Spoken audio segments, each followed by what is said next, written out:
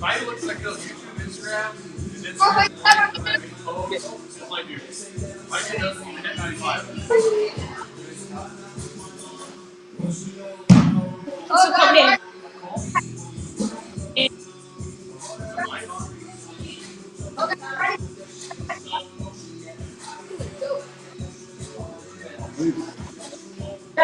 Make sure. The 12U event. There you guys are. Wait, does the other team not have? There we go. So we've got an awesome tournament that's been going on. There was about a week and a half qualifier that's led into a couple play-in games, and you're now watching the semifinals matchup. Again, like Mike said, this is the bloopers on the left side of your screen versus the big dogs. The bloopers are out of Colorado, and the big dogs are over in Idaho at the Barns. They've had a lot of people in these online tournaments. Before, and they're going to start hitting any minute. One thing before this goes on is this tournament, we're very proud to partner with the Pediatric Brain Tumor Foundation and Verse Cancer. The Pediatric Brain Tumor Foundation is the world's leading nonprofit dedicated to childhood brain tumor community.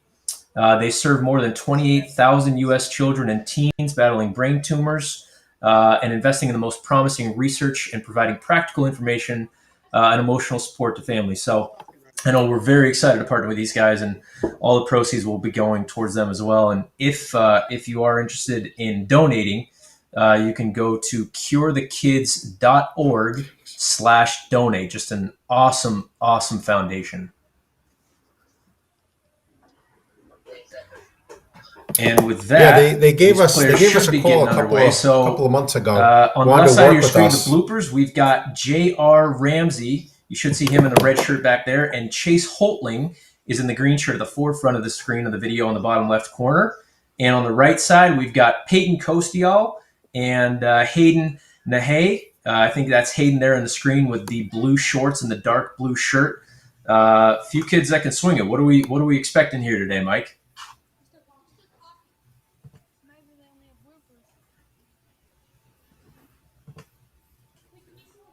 All right. Well, sounds like, I don't know if Mike might be on mute or what's going on there, but either way, we are about to get things underway. So the format of this game, it's going to be a simultaneous play. So both teams will play the first inning at the same time. Once both teams have recorded 3 outs, then we will advance to the second inning.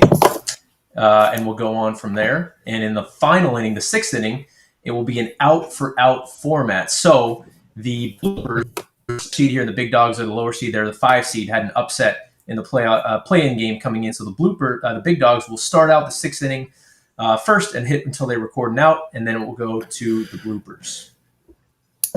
Okay, Andrew, can you hear me? I can hear you, absolutely. Okay, I had some technical difficulties. Sorry about that. All good. I was just giving a rundown on the Pediatric Brain Tumor Foundation and kind of partnering with them, and just a great foundation. Again, if you want to donate, go to curethekids.org/donate. Just an awesome foundation that we're excited to partner with, and hopefully we'll be doing a lot more with going forward. Yeah, they gave us a call about a month or two ago, talked to Rachel, and she had heard about the online tournaments, and they have a specific branch that's geared towards youth baseball. So it was a really good fit. And, with the not a lot of games out there and not a lot of events happening with the pandemic, this is a new platform, and we thought it was a really good fit. So this is a great cause. You're right. And all the proceeds that have come from this tournament, all the qualifying rounds and all this are going right to the foundation. All right, I think we're ready. We have let's see, we have that's Chase Holton signaling our first pitch up the middle.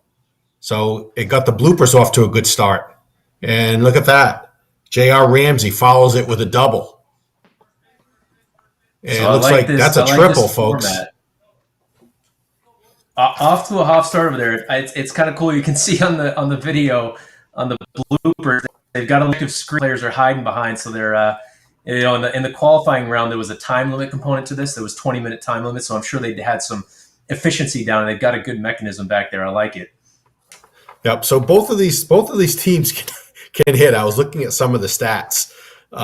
So on the bloopers, you got JR and Chase. JR is in the red shorts, and Chase is in the green shorts. I'm sorry, red shirt, and Chase is in the green shirt. Chase is about ready to start. And the big dogs, you got Peyton that's in the black shirt. He's coming up, and Hayden's in the blue shirt, in the blue dark blue shirt. So both of these guys can hit on the big dogs. They got 85 and 86 mile an hour exit velos typically, where JR and Chase, you're going to see them top out about 81, 82. But they're making some really good contact. We've seen from it looks like that's Hayden. He had a bomb to left field that was 84 miles an hour, and another double down the line there at 80 miles an hour. So he's putting some good swings on the ball. Mm-hmm. Nice little double from the bloopers. The bloopers are off to a 7-2 lead. And it looks like on the right side of the screen, the big dogs have recorded their third out. So now the bloopers with a chance to extend here. They once both teams record 3 outs, then we'll advance to the next inning as they knock in another RBI single, making it 8-2. And throughout the course of these tournaments, we've really seen people succeed in be able to break away in these opportunities where one team is kind of stuck watching and you don't have a lot of pressure. You're just able to start putting the bat on the ball and start hitting around a little bit with not worrying about what's happening on the other side of the screen. So we'll see what they can do to take advantage here. Looks like there is a sac fly line out to center. So that'll take us to the second inning. And on the right side, we've got Hayden going to start things off again. Hayden already has a bomb and a double under his belt. This kid swings hard, doesn't he?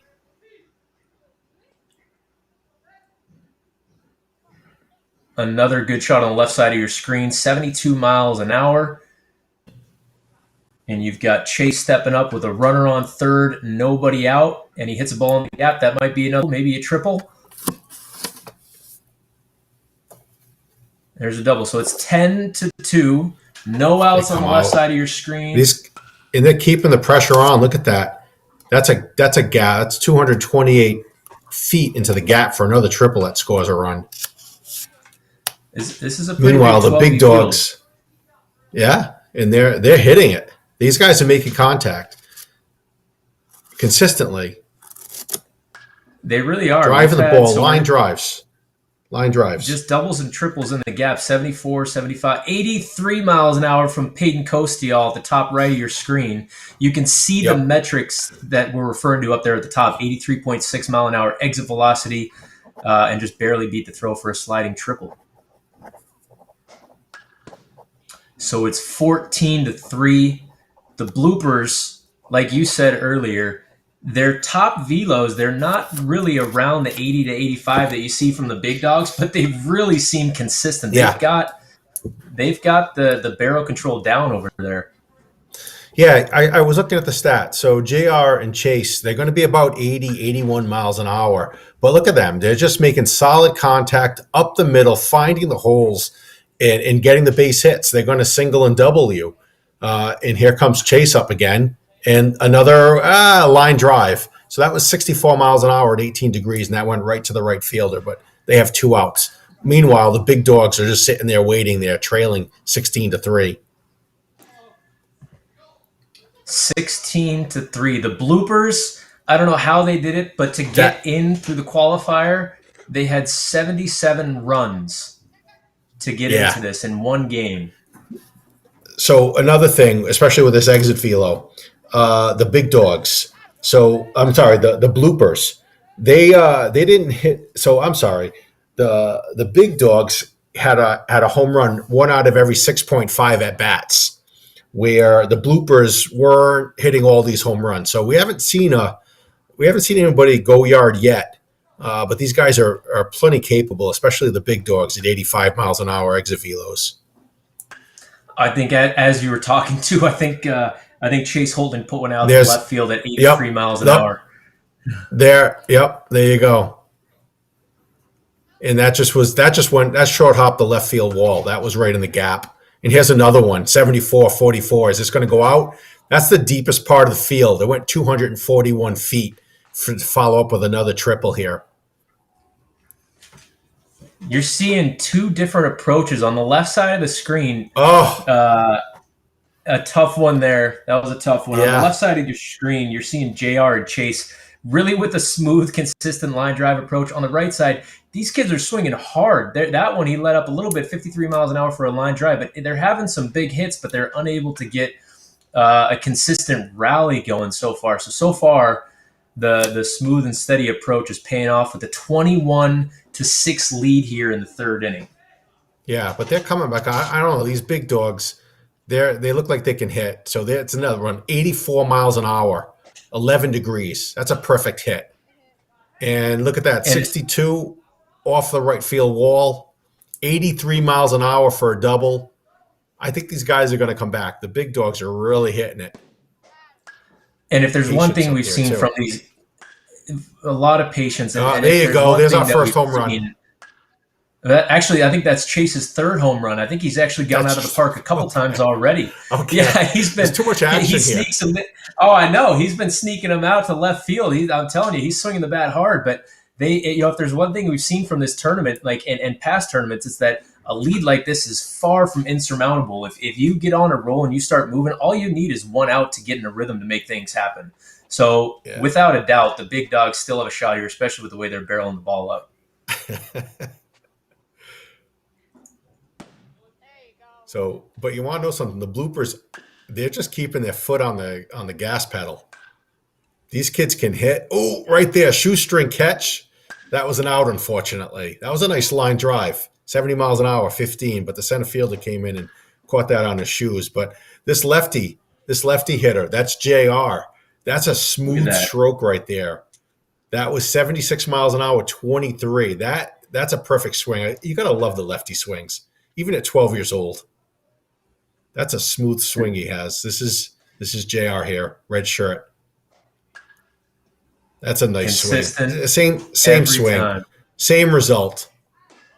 Meanwhile, the big dogs, they got to sit and wait again. So they're down by 29-10. Down 19, Chase coming up. 6-inning game. Can he get over 65 miles an hour? He finds a hole. That's going to be another triple. He's using all fields there. That was some great opposite field power there by Chase. And another oppo. Followed by JR. There you go.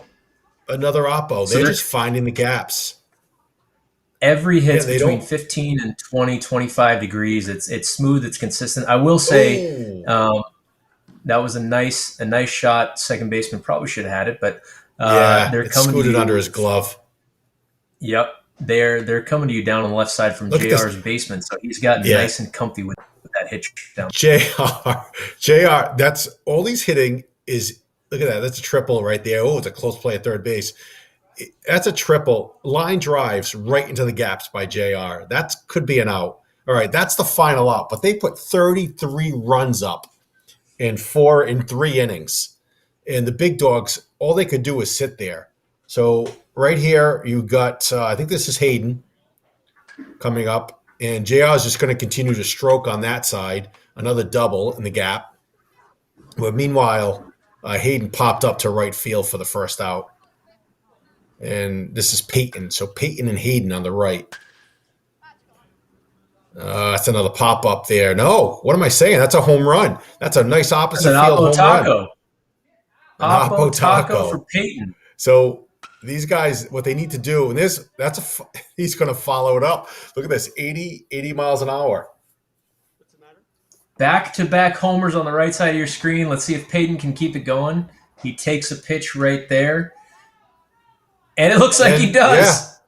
Three in a row. Back-to-back homers for the big dogs. They're showing off the power right now. I love it. Obviously, all solo shots. That's a nice line drive. 87.4 miles an hour. Meanwhile, JR just rounded into a double play. That might be what the big dogs need here. That's a pop-up. That's a pop up. So that's 3 outs. So the big dogs made some noise, got some home runs, but you know something? They were all solo shots. So they only got that 3 or 4 runs there. Meanwhile, the bloopers continue to hit the gaps, and they just keep piling on. So this is what, 6 runs, 7 runs they've scored this inning. So they're building onto the lead, even though they put that power surge on.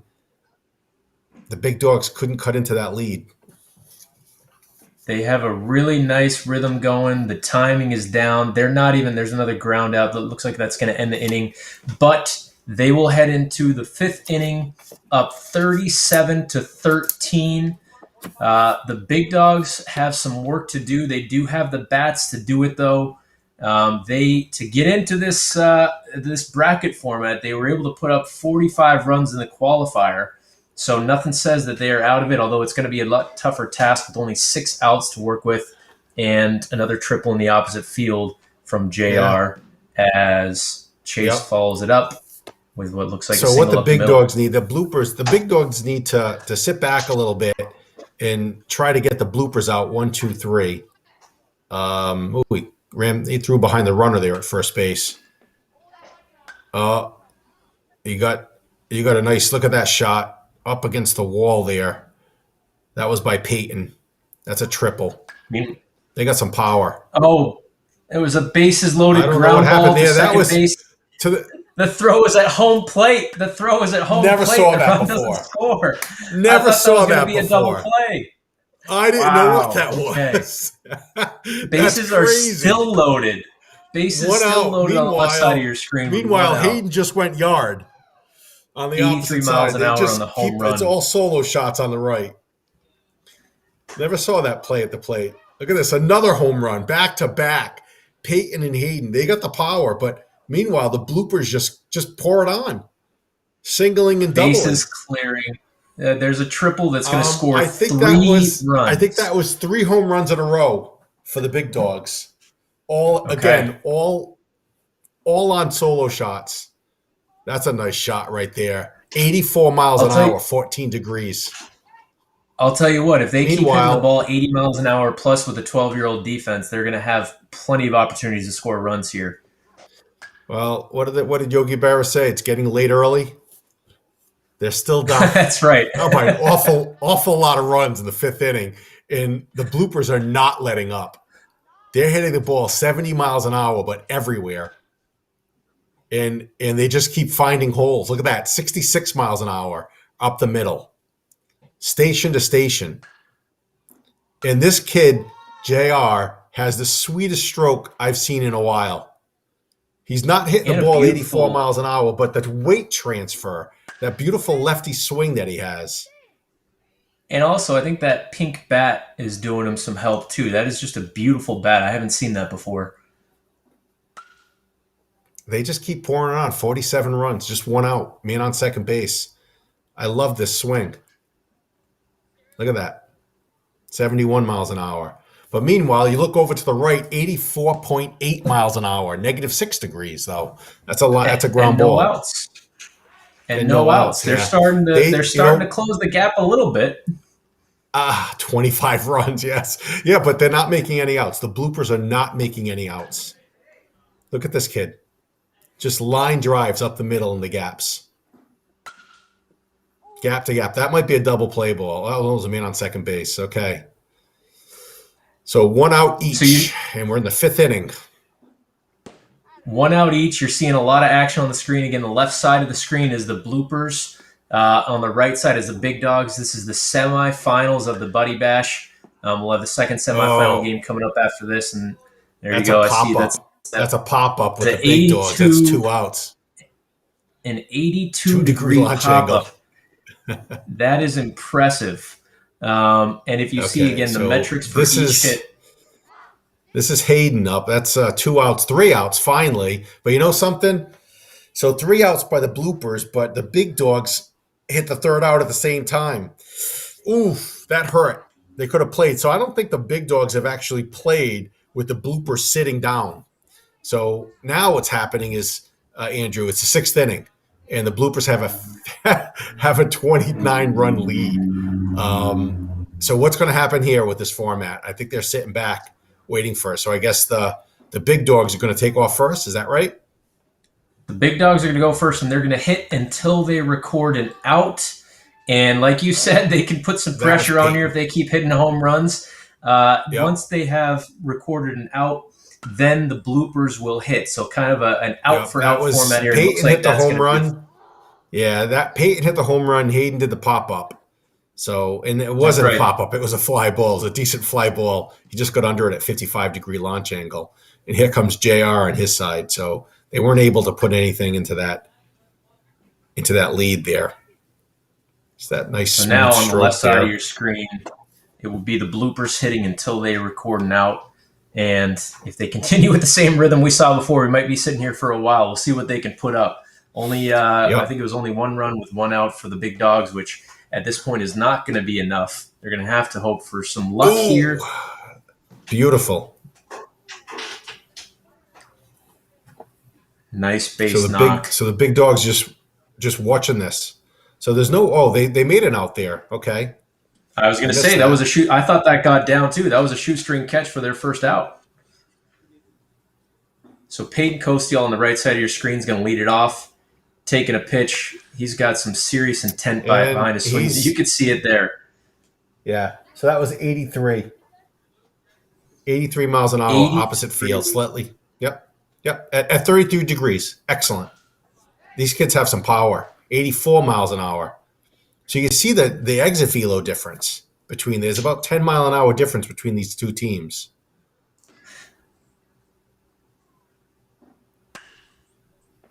Ooh, the pop. That's kind of been the downer right there. Is the big dogs have been able to put some serious balls in the gap, but occasionally, every now and again, they get right under one that's turning into an out where, it appears as though on the left side of your screen, the bloopers mishits have still been line drives that have a pretty good shot at getting down. So, yeah, I think if we had some metrics here, I think launch angle is the big thing. I think the average launch angle for the bloopers is probably about 14, 15 degrees, just like that right there, 17 degrees, where I think the big dogs are probably in the 20s. And, nothing wrong with hitting 20, but I think a lot of those were outs to the outfield. They just didn't see, look at that. See, that's 37-degree launch angle. That's an out. And you're seeing that more from the big dogs than the bloopers. So 2 outs on the right side of your screen. This is the last opportunity for the big dogs, and it's going to take a miracle. As it looks, the bloopers will likely be advancing on, barring one of the best comebacks we've ever seen in the history of sports. Down 57-26 in the sixth inning. They've got a runner on third base, and it looks like Hayden is going to lead things off here for the big dogs. That's right. That's a nice shot. 70 miles an hour as a line drive, scored the run. Here comes Peyton. Peyton's shown some incredible power. He's hit 1 out of every 6 at-bats is a home run for and there it is right there. 1 out of every 6 at-bats. And, looks like that one might be caught. That was caught by the left fielder. He got under it just a little bit. Just a little bit. We saw that come up throughout the game, just some of those mishits just underneath the ball. And with that, the bloopers are advancing to the Buddy Bash finals with a final score of 57-27. Unbelievable effort by the bloopers, putting up a huge spot that's going to be tough to compete with. We'll see if they can replicate that.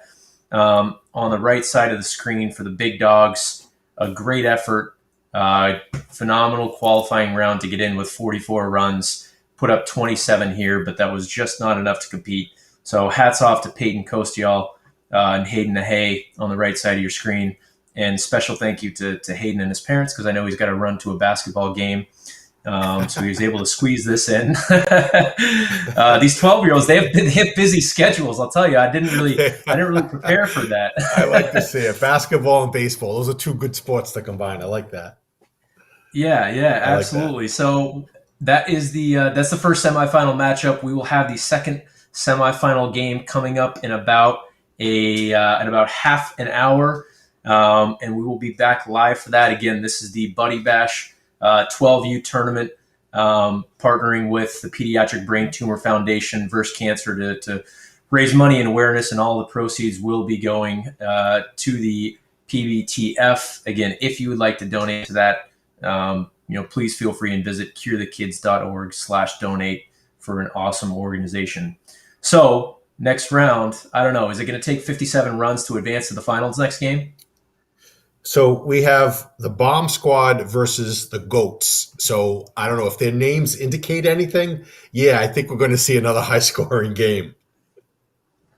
It's a heavy-hitting matchup where the minimum runs scored between the two was 64. So if you want to see some action and you want to see some high velos like we just saw, be sure to tune in. Mike and I will be back, and thank you for joining. Thank you.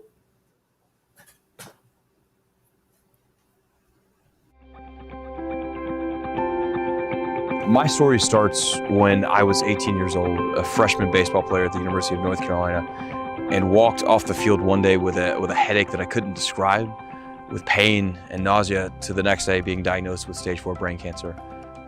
When I was going through my own treatment, there were really two aspects that saved me. One was the research component. It was critical that I had the absolute best scientific backed research, but the other part of it, probably the most important, was the day-to-day care that I received. So those two things combined are what I love about Versus Cancer. We fund every aspect of how a child literally beats cancer. This has certainly become a tradition for us in Texas A&M baseball, being partnered with Versus Cancer to raise money for the MD Anderson Pediatric Unit. And to date, we've raised over $76,000 the last 4 years, and couldn't be more proud of our guys. It's always nice to help somebody out, but when it's for a cause like this and, someone as passionate as Chase is about something like this, it's just fun to be able to help out, whether it's just for a friend or for a charity like this. It meant a lot to all of us, and I know it meant a lot to Chase. We spend a lot of time at the UNC Children's Hospital knowing where the funds are going to that hospital. And for us to go up there and spend time in the pediatric playroom and to see the smiles on their faces while we come in with our uniforms on, our coaches' hats on, our whistles, and encourage them to keep battling so they can come down and watch us play in the spring is the most rewarding part about backing Versus Cancer. It does make an incredible impact on kids and their battles, and for us to kind of spearhead that push for all lacrosse programs to join us.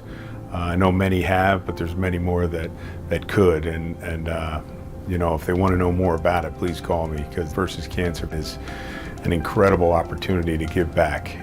Versus Cancer empowers any sports team, any athlete, any community to help kids with cancer. As a signature fundraising campaign of the Pediatric Brain Tumor Foundation, proceeds will be split between child life programs at a local hospital and research to cure pediatric brain tumors, the deadliest childhood cancer. Cancer will not forfeit. Cancer doesn't play by the rules. Cancer must be beaten. Your support will help make a difference in the lives of kids with cancer.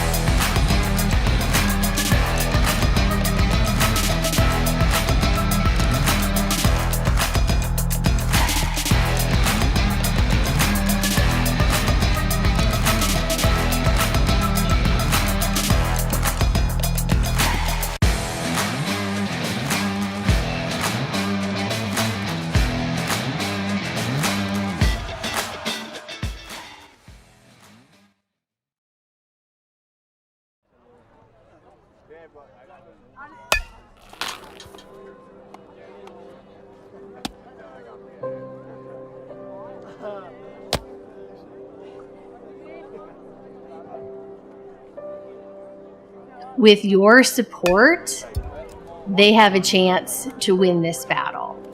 The Pediatric Brain Tumor Foundation is the leading charity dedicated to children who are battling the deadliest form of childhood cancer, which is pediatric brain tumors. Federal funding for childhood cancer only makes up 4% of federal funding.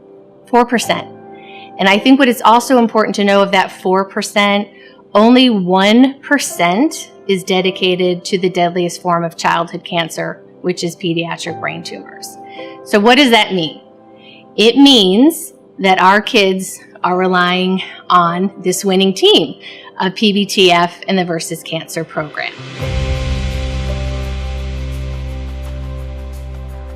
Versus Cancer was started because we saw this gap between how does a student athlete, really any athlete, help a child with cancer.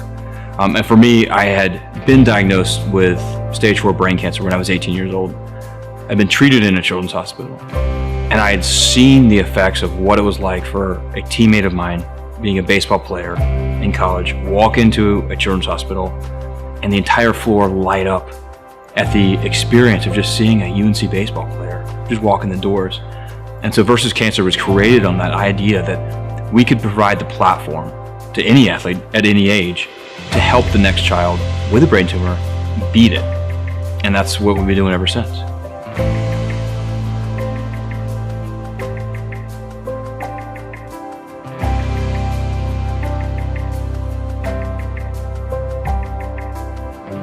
Versus Cancer athletes provide hope and support to PBTF stars, any child diagnosed and faced with a brain tumor. A lot of times we associate hope with superheroes or movie stars or just big personalities, but in reality, some of that hope can come from the local soccer player, the women's lacrosse player that is at the local university, the baseball player that's at the high school that just wants to give back.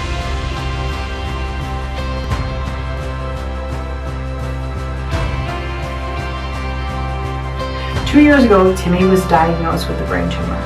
Since then, Versus Cancer and the Pediatric Brain Tumor Foundation have reached out and given us support. During the Marist hockey game, they inspired me how to skate.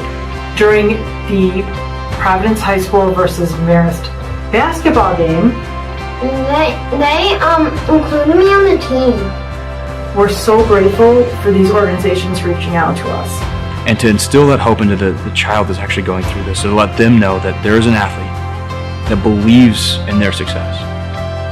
That's palpable, and that has really changed lives, and we've seen it done through Versus Cancer. Working with Versus Cancer could not be easier because we are using the latest technology in order to help the child with cancer.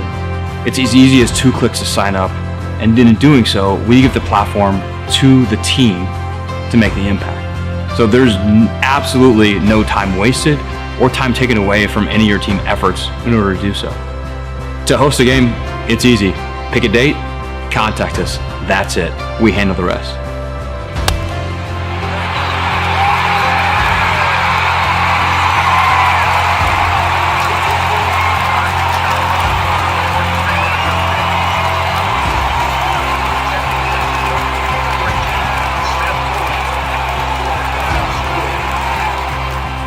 A Versus Cancer game is special. It's because it takes this idea that anybody can help beat cancer, and it brings in the entire community. So what you'll see are survivors, children, family members that have all been affected by cancer, coming together in this incredible environment, recognizing the athletes' efforts on the field, but also recognizing what they've done off the field to make that impact.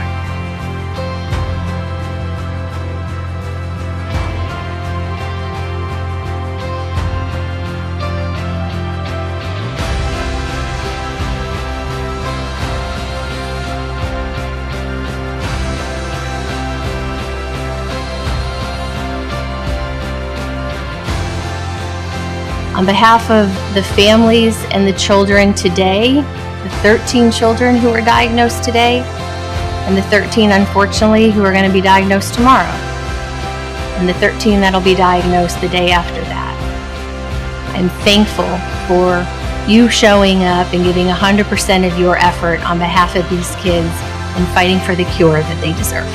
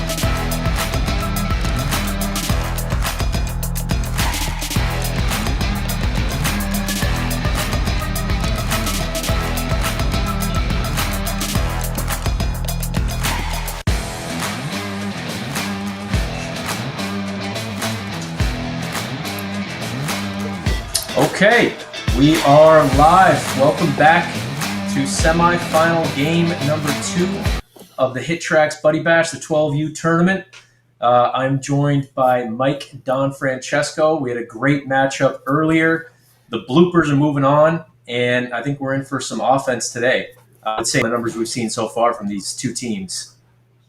The bloopers, 57 runs in game 1, and I was just kind of trolling the YouTube channel, and there's a lot of GOAT fans out there watching. So, and they're not shy. So the GOAT with Kale, I'm sorry. Supposedly he's a home run hitter, and I think these guys are going to put up a lot of runs here. Let's see if they can match that 57 that the bloopers put up in game 1. I like it. So this tournament, the game is going to start here in about 3 minutes. The tournament, we partnered for this with the Pediatric Brain Tumor Foundation and Versus Cancer, kind of the fundraising leg of this organization. The Pediatric Brain Tumor Foundation is the world's leading nonprofit dedicated to children, to the children brain tumor community. They serve more than 28,000 U.S. children and teens battling brain tumors by investing in the most promising research and providing practical, informational, and emotional support to families. So an awesome organization. All of the proceeds will be going to them. If you would like to donate to the organization, we highly encourage that. You can visit curethekids.org/donate. So an awesome cause there. And it sounds like from what you're saying and from what we've seen on the scoreboard, we're going to have the offense to match what we saw last game here. The GOAT team comes in as the number 1 seed out of Ohio, and the Bomb Squad as the number 3 seed down in California. Yeah, and we saw some exit velos. We saw some exit velos in game 1 that reached 85. Well, Kale is over 90, and you don't see that very much from a 12-year-old player. I've seen 91, 92. He topped out all players in the qualifying round at 95. So that's pretty special. That's the righty you're going to see up. You find him as a righty and hitting 95 miles an hour. So I think we're going to see some action here. Both of these teams are sporting a righty and a lefty. So on the left side of your screen, you have the GOAT, GOAT, fitting with the Super Bowl victory yesterday for Tom Brady. On that team, Cale Cog is going to be the right-handed batter, and Jackson Turnbull is going to be the lefty. And on the Bomb Squad, which is going to be on the right side of your screen, in the video there, you'll see Joshua Priest is the righty, and Kyle Plasman is the lefty there. So we'll see the different approaches between the two squads. They're both sporting, looks like some team uniforms, and they're about to get underway here. And they have a minimum pitch speed here of 40 miles an hour coming at the plate that they've got to hit off of. And it looks like they're underway on the right side of the screen over there with the Bomb Squad. Sure. And it looks like why not? Home run. Why not? Why not? The first pitch home run followed by the second pitch home run. So back-to-back home runs by the Bomb Squad to a quick 2-0 lead. That's pretty crazy. And we've got a triple on the left side of your screen and a single that just snuck through the 6-hole. And it looks like the Bomb Squad has another home run to left field and a home run to match it by the GOATs. This is going to be, we're already seeing some high impact offense, 83 mile an hour velocities. These kids can swing. Yeah. So, that home run, that last home run was 77, and then we followed it up with an 83 mile an hour triple to right field. But GOAT back came back in it, so it's 3-2. So this 3-3. All right, this is going to be a high scoring game. 87 miles an hour off of the bat from the GOAT on the left side of the screen. 89 over there with the Bomb miles Squad. an hour. Yeah, that was Josh. Here comes Kyle. And 72, 42 degrees, and that's good right off the top of the wall. So we have no outs, and the Bomb Squad has put up 5 runs, I'm sorry. This is a lot of action. There's a lot of action. So again, on the left side of your screen, you're seeing what's happening with the Goats. They are out of Ohio, and on the right side of the screen, you're seeing what's happening with the Bomb Squad out in California. They are putting it on with no outs on the board. The Goats are doing very well themselves. They do have 2 outs on the board, but there's another home run to dead center field. This is impressive. The 54-degree launch angle, and a great catch by the left fielder. So there's 1 out. That was the first out, and back-to-back outs from the Bomb Squad. 2 outs, still 8 runs. 2 quick outs, 8-8 so far in the first inning. Runner on third for the Goat. Nobody on base for the Bomb Squad. We'll see what they can do with that. It looks like that's going to be the third out there. Third out for the Bomb Squad. And looks like this animation here on the left, they're throwing the ball around in the outfield. They're not being very efficient. That allows you to trip the left side of your screen, and the animation is not going to matter there because that's a 2-run It's over the fence. Yeah. And 3 outs on the right side. So that's what you're Jackson. Going to see, that's Jackson. That's Jackson Turnbull over there on the left side. And what you're going to see here is they have the Goat. Again, another one out of the park. What you're going to see is they have 2 outs, and they're going to keep hitting until they record their third out, and then we'll move to the second inning together here. So they've got a chance to put up some runs as the Bomb Squad is going to have to sit back and watch, as you can see them doing in the video. They're waiting for the next inning to progress, and it looks like it will now. So that's impressive. 19 runs. They both came out swinging. 11-8. Goat took the lead. Bomb Squad took an early lead, but Goat came right back. So now they're going to start the second inning here. And I'll tell you, the video's the video's a little far away in the Bomb Squad, but you can tell. I think it's the lefty there, which is Kyle. He looks like a big kid. You can see the velos coming from him. Yeah, he looks like he's got some size and pop behind the bat, but even there, Joshua with an 86-mile-an-hour shot. 86. Yep, that's good for a triple. Close play at third base. Let's see what Kyle can do, bringing him in. But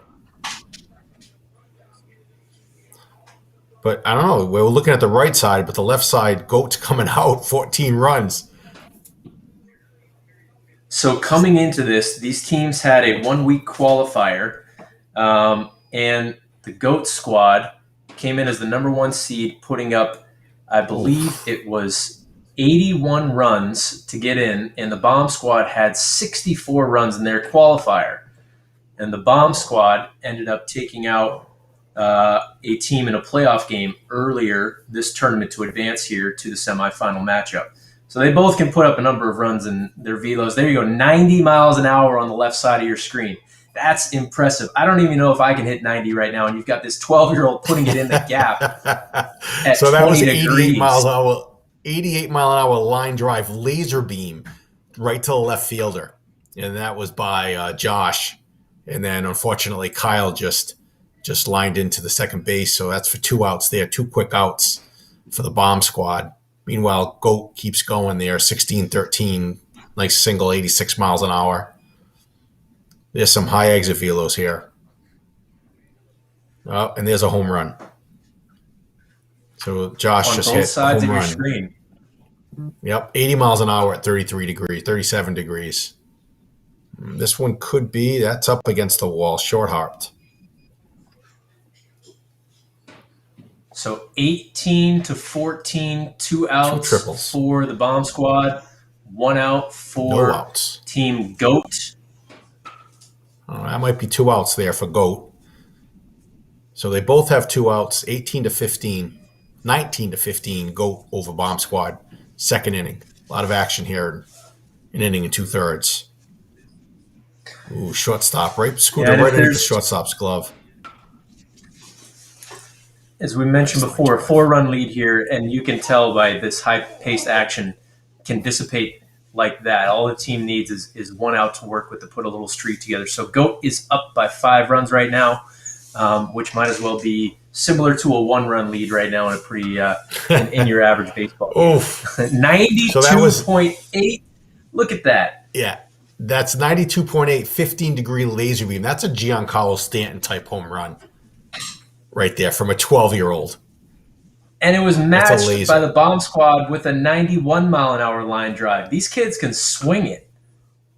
So I remember taking part of the Little League World Series a number of years ago when we first came out with the system, and I got my first real exposure to elite level 12-year-old players. And I was amazed that these kids were hitting 88, 89. And there was a player from the Korean team that was a lefty, and he was a smooth stroke, and he was hitting 92, 93 miles an hour. And I don't really see too many 12-year-olds hitting the ball like this, 94, 95 miles an hour, 92 miles an hour, 88-mile-an-hour laser beams. Look at that right there, 82-20 over the left center field wall. That was by Jackson. 88 miles an hour, 9 degrees. Meanwhile, Bomb Squad scored their third out, and so they're just sitting back while Goat adds to their lead. That's a 10-run lead right now with the man on third base and 2 outs. And, that's gone. 263-foot bomb. A 12-run lead Kale. And counting. There's another 91-mile-an-hour shot from Kale. Jackson's going to come up with a runner on third from that triple. Looks like he fouled that one off. Each player is going to get 4 pitches. If they don't put a ball in play after that, that is an out. And he will hit a bomb to right field. So, and not only that, this is compared to most 12U stadiums. They're hitting in Seattle right now, and the stadium's scaled down. So you see center field on there is set to 241 feet, that's a pretty good sized 12U stadium there. And they're putting it out with ease into the upper deck on the left side of your screen. Wow. 85 miles an hour, 30 degrees. That's pretty impressive, actually. And what was that one could be a fly out there. That one could be a fly out. That's only 61 at 45, so he got under that for the third out.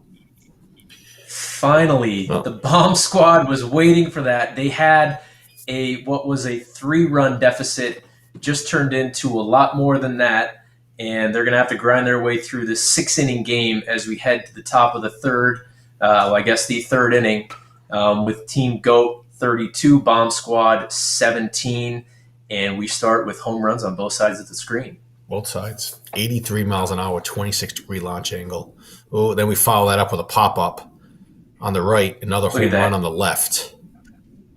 85 degrees on that pop-up. If you watch after every hit, you can see at the top of the screen the exit velocity and the launch angle and the projected distance for every one of those hits. So if you hear us talking about those numbers, that's what we're referring to up there. 3 quick outs for the Bomb Squad. How about that? So usually we see the team that scores a lot of runs, the next inning, I don't know, they might be a little bit gassed and you only score 1 or 2 runs, but not the case with the GOAT today. They put up a monster second inning, and they're following it up with a pretty impressive third inning. Look at this.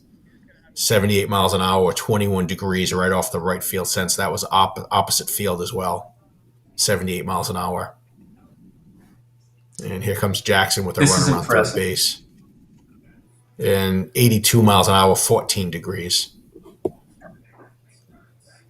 So they're opening up the lead now. They're about ready to have a 20-run lead. They are, a 20-run lead with Kale up. And why not hit an 88-mile-an-hour line drive in the shortstop hole? If you saw the semifinal matchup before this, I believe it was the Bloopers that put up 57 runs to get the win. And it looks like we're going to be there probably the 4th inning, maybe the 5th inning top. So we'll see. Team GOAT is trying to send a message here that they are the number 1 seed.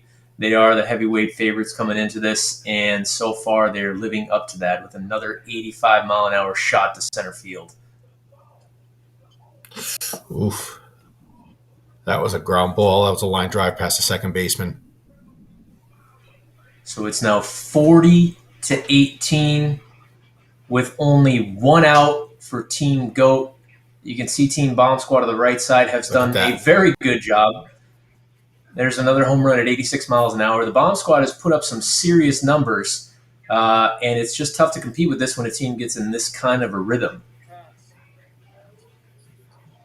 And they're just sitting back watching all of this. That's a 54-degree launch angle there, so that's going to be a pop-up. So that's the second out. And they find themselves down by 24 runs. That was a foul tip. That's one pitch. As Andrew said, you have four pitches to put the ball in play. And off the top of the fence. At this point, there's got to be some sort of a fatigue factor. I mean, these guys have just played in so many runs, but they're just still rolling. They are smooth and consistent. They don't seem tired at all. Oof. That was the first ground ball I've seen. We got to get these recalibrate these players here. You didn't cover first base there. So that's 3 outs, four innings. 3 innings complete.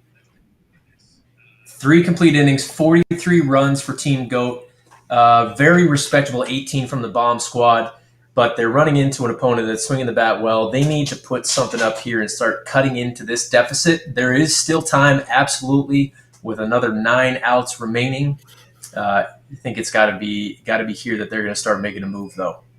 Yeah. So what they need, and I'm not sure if it's going to happen there because Kale just hit a home run.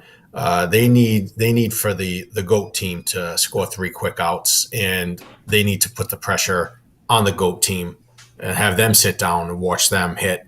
But it's just not going to happen.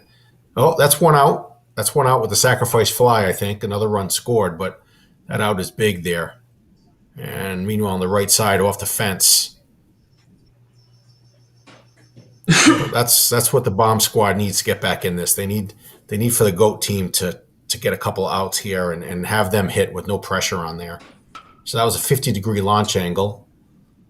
But that was off the fence again. So this team's good. Not sure if they're going to get that opportunity. I don't know either. It's consistently a 25-run lead. And it looks like they just grounded into a deadly double play. They just grounded into a 6-4-3 double play. That hurt. Absolute rally killer and a fly ball. That was a fly out there. So a ground ball double play followed by a pop-up, and that was it. And meanwhile, 2 outs on the left side with GOAT still crushing the ball up against the wall. So Kale's coming up in on third base. Runner on third, 2 dead. They've got 1 more to work with to extend this 26-run lead.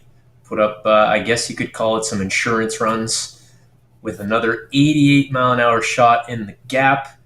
This is impressive. If you watch the last game, I think the team from in Idaho, the Big Dogs, were maxing their velocities around 83, 85 miles an hour. And you can see that's a lot closer to the average here for Team GOAT on the left side of your screen. There's another 89-mile-an-hour triple in the gap. These kids are hitting the ball hard.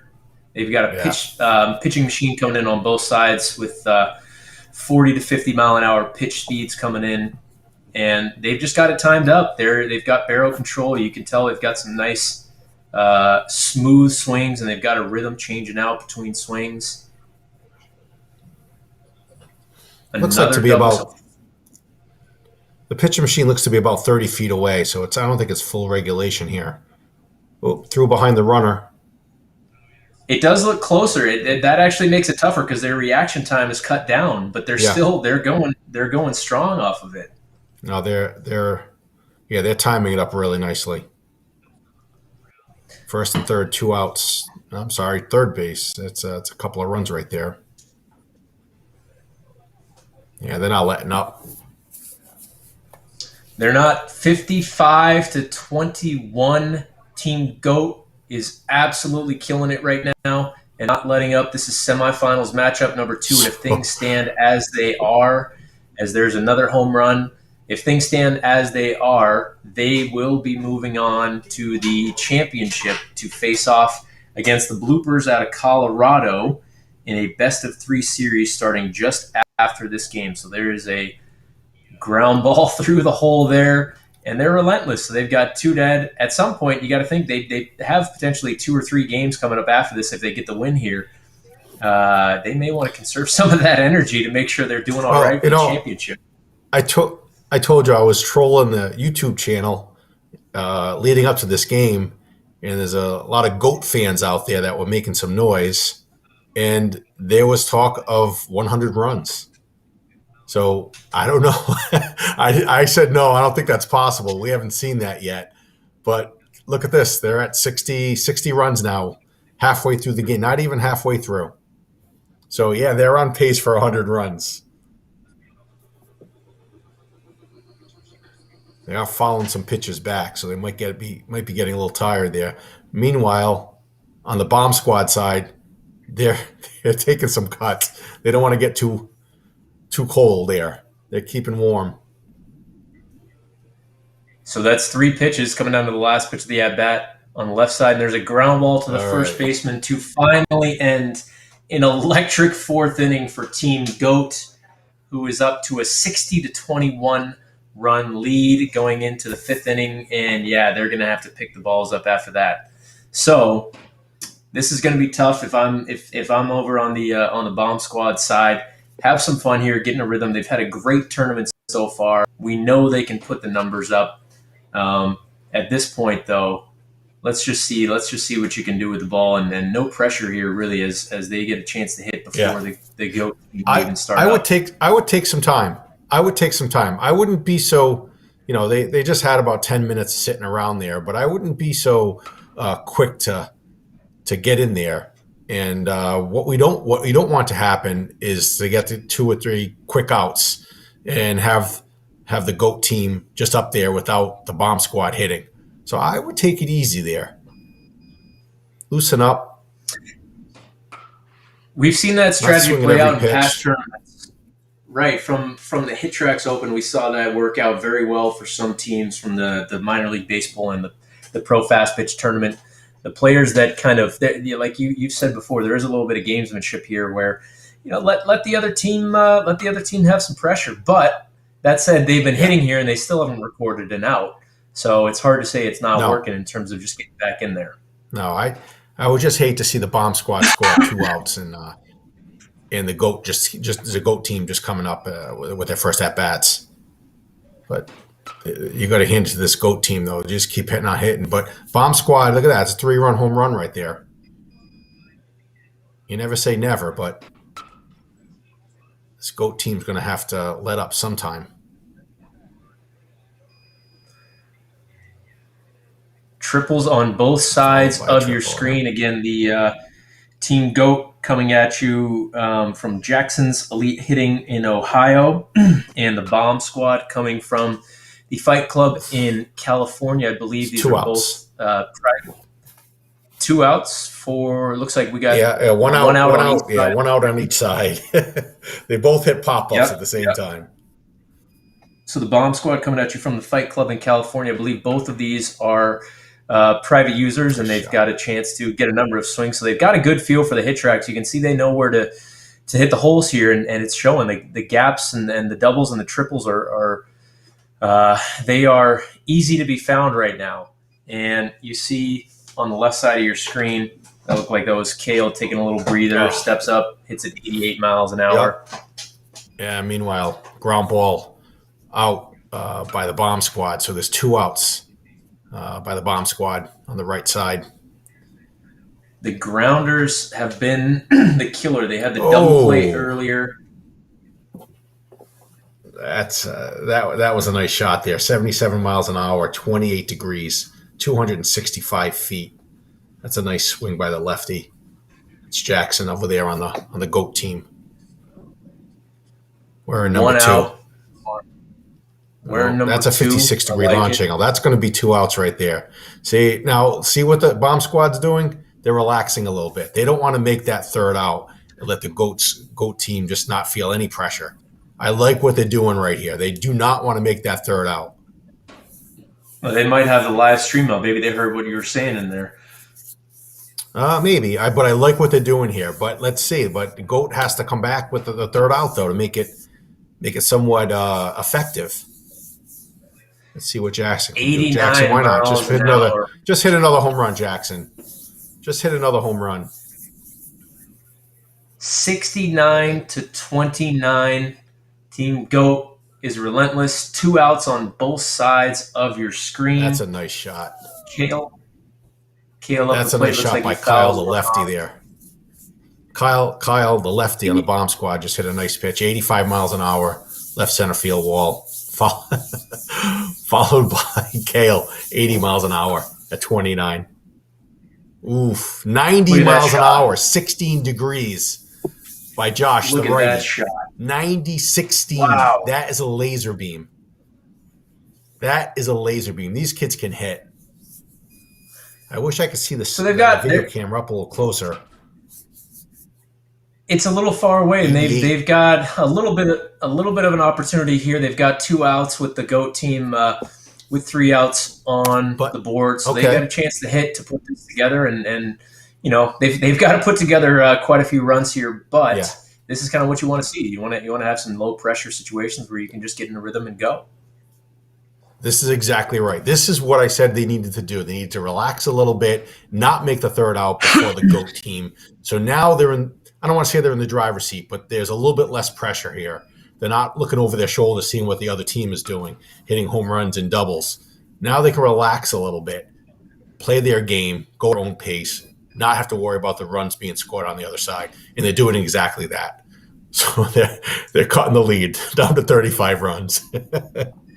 Unfortunately, they have to be perfect with 2 outs. They've got 4 outs left in the ball game, but they're still moving. There's another 87-mile-an-hour shot in the gap for a double. So if they can close this down under 20 runs, then the GOAT team's going to look at that, and they might feel a little pressure. You don't know. Well, and the last inning, after this, moving on to the 6th inning, that was a great shot, 86 miles an hour at 28 degrees. That would have hit the new T-Mobile sign up there. Yeah, that would have hit the new T-Mobile sign they have up there out in Seattle. But sorry, no free advertisements. What are you doing there? Come on. the sixth inning is going to be an out-for-out format. So if this serves them well, they're going to get a chance to start off the 6th inning by hitting as Team GOAT's just going to sit back and watch. So they actually right now have 2 unopposed outs that they're able to work with. Yeah. So they have that was just 3 home runs in a row, and they were all 88, 87 miles an hour. This team can hit. Both teams can hit, obviously. You go through all of these teams, all of these qualifying rounds, and then the semifinals, they're hitters. Putting up 86, 87, 90 mile an hour exit velos at 12-year-olds. As you said, I'm not sure if I could do that now. I probably have about 100 pounds on each one of these kids. Nice shot. 88. Sadly, I have 100 pounds on these kids. Well, I don't know. Those are some big kids over on the bomb squad there. Yeah, you might be overestimating a little bit. They look like they've grown into their bodies. They seem to be swinging it pretty well here. I've gained that COVID-19. I haven't heard that one. I've only heard the 15. Yeah, that's even better. That could have done it. Dang. Okay. So 3 outs, valiant effort from the bomb squad on the right side of the screen. Now we're heading to the 6th inning, and the bomb squad, as the lower seed coming in, is going to start out hitting first, and they will hit until they record an out, and then it will kick over to Team GOAT. So they're going to dust it off, catch their breath for a second. It looks like they're firing the machine back up to get going for the start of the 6th inning. So another out-for-out format with Team GOAT starting out first. Looks like they might have to do a little ball pick. So once again, as we have a little break here, this is the Buddy Bash 12U tournament. We partnered with the Pediatric Brain Tumor Foundation vs. Cancer to hopefully raise some awareness, and all proceeds will be going to the foundation. If you do want to make a donation, visit curethekids.org/donate. Just an awesome organization that does quite a bit for kids, teenagers, and families, all in some really unfortunate situations. So just a great cause there. Again, that's curethekids.org/donate if you want to make a contribution to the foundation.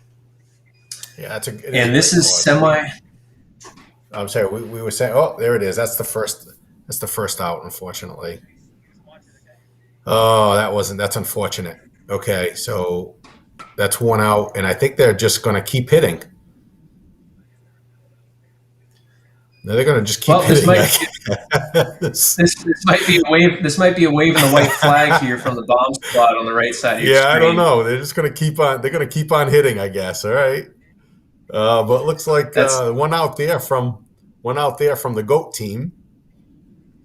So we've got keep on hitting.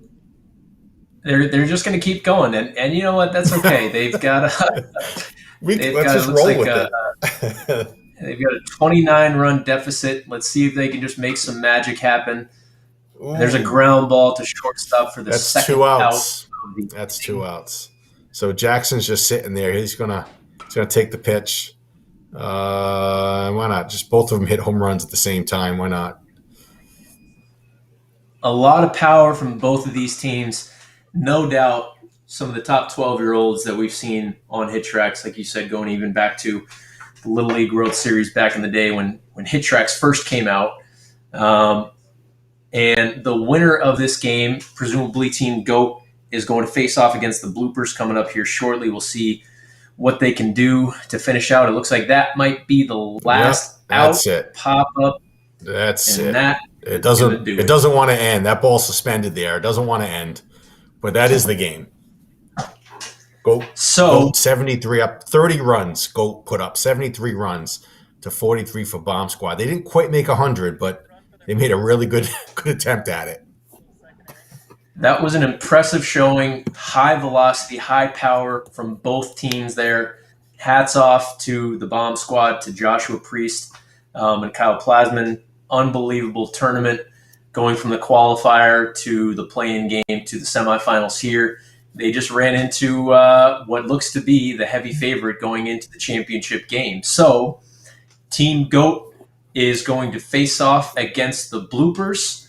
That game will start about 20 or 30 minutes from now. We're going to let Team GOAT catch their breath for a second and go right into it.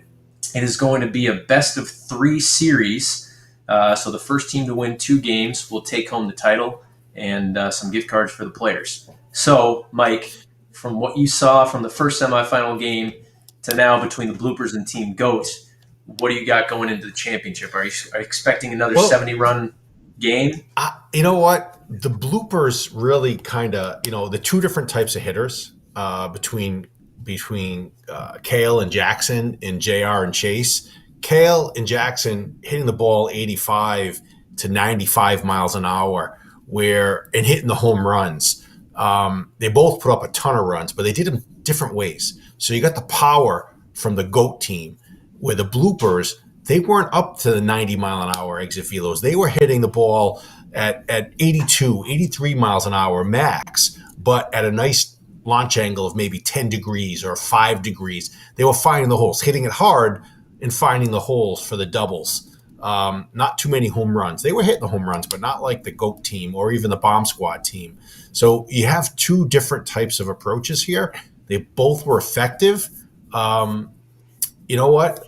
This is, and they were both number 1 and number 2 seeds. So they both are here for a reason. And I don't know. I think it's going to be a close game. Both impressive. Tune in. Both impressive teams. Team GOAT playing the Bloopers. GOAT from Ohio, Bloopers from Colorado. Stick with us. We will be back in about 20 or 30 minutes with the first game of the championship series of the HitTrax Buddy Bash 12U tournament.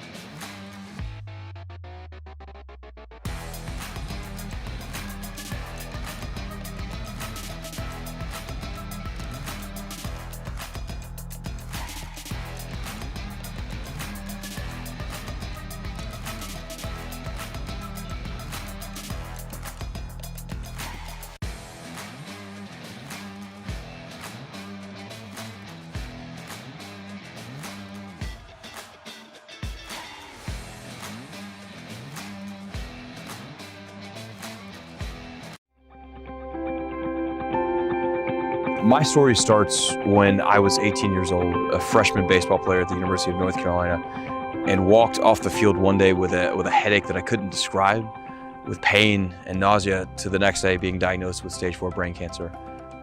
When I was going through my own treatment, there were really two aspects that saved me. One was the research component. It was critical that I had the absolute best scientific backed research, but the other part of it, probably the most important, was the day-to-day care that I received.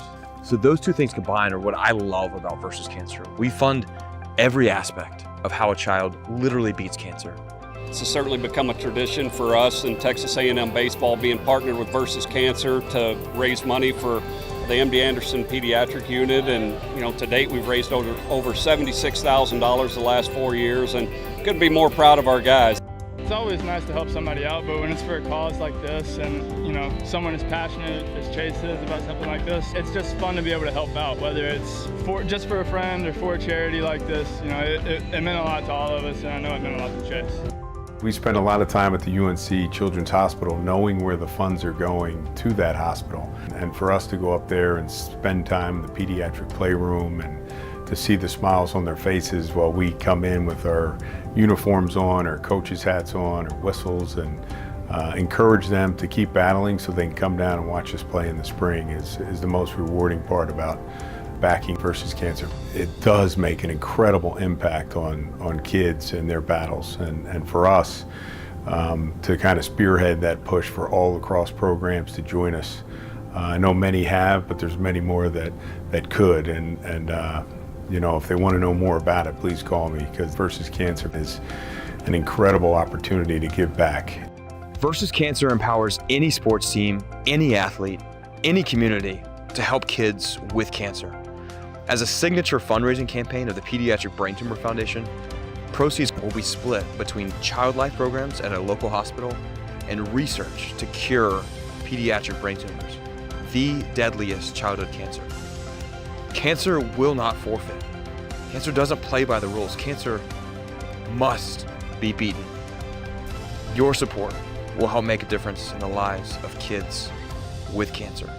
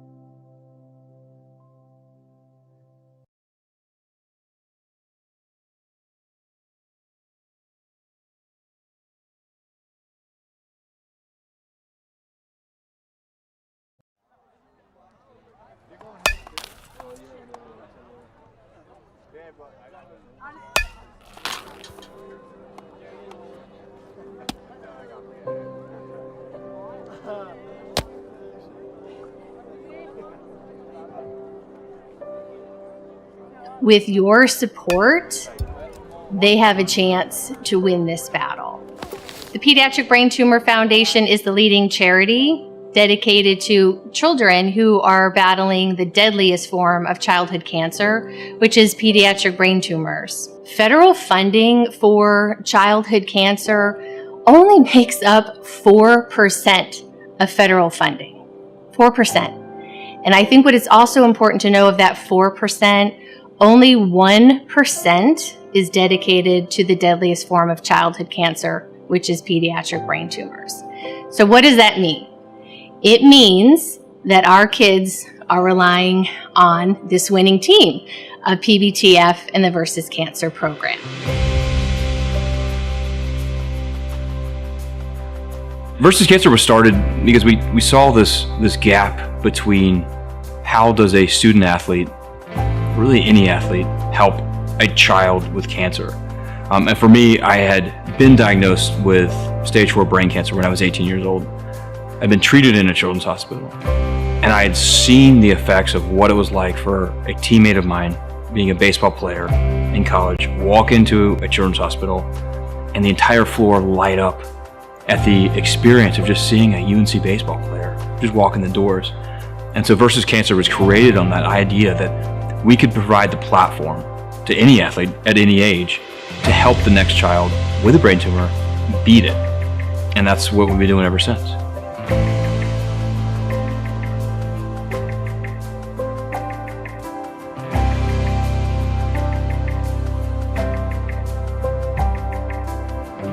Versus Cancer athletes provide hope and support to PBTF stars, any child diagnosed and faced with a brain tumor. A lot of times we associate hope with superheroes or movie stars or just big personalities, but in reality, some of that hope can come from the local soccer player, the women's lacrosse player that is at the local university, the baseball player that's at the high school that just wants to give back.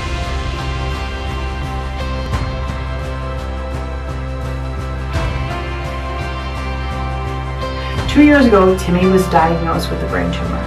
Since then, Versus Cancer and the Pediatric Brain Tumor Foundation have reached out and given us support. During the Marist hockey game, they inspired me how to skate. During the Providence High School versus Marist basketball game, They included me on the team. We're so grateful for these organizations reaching out to us. And to instill that hope into the child that's actually going through this, so to let them know that there is an athlete that believes in their success. That's palpable, and that has really changed lives, and we've seen it done through Versus Cancer.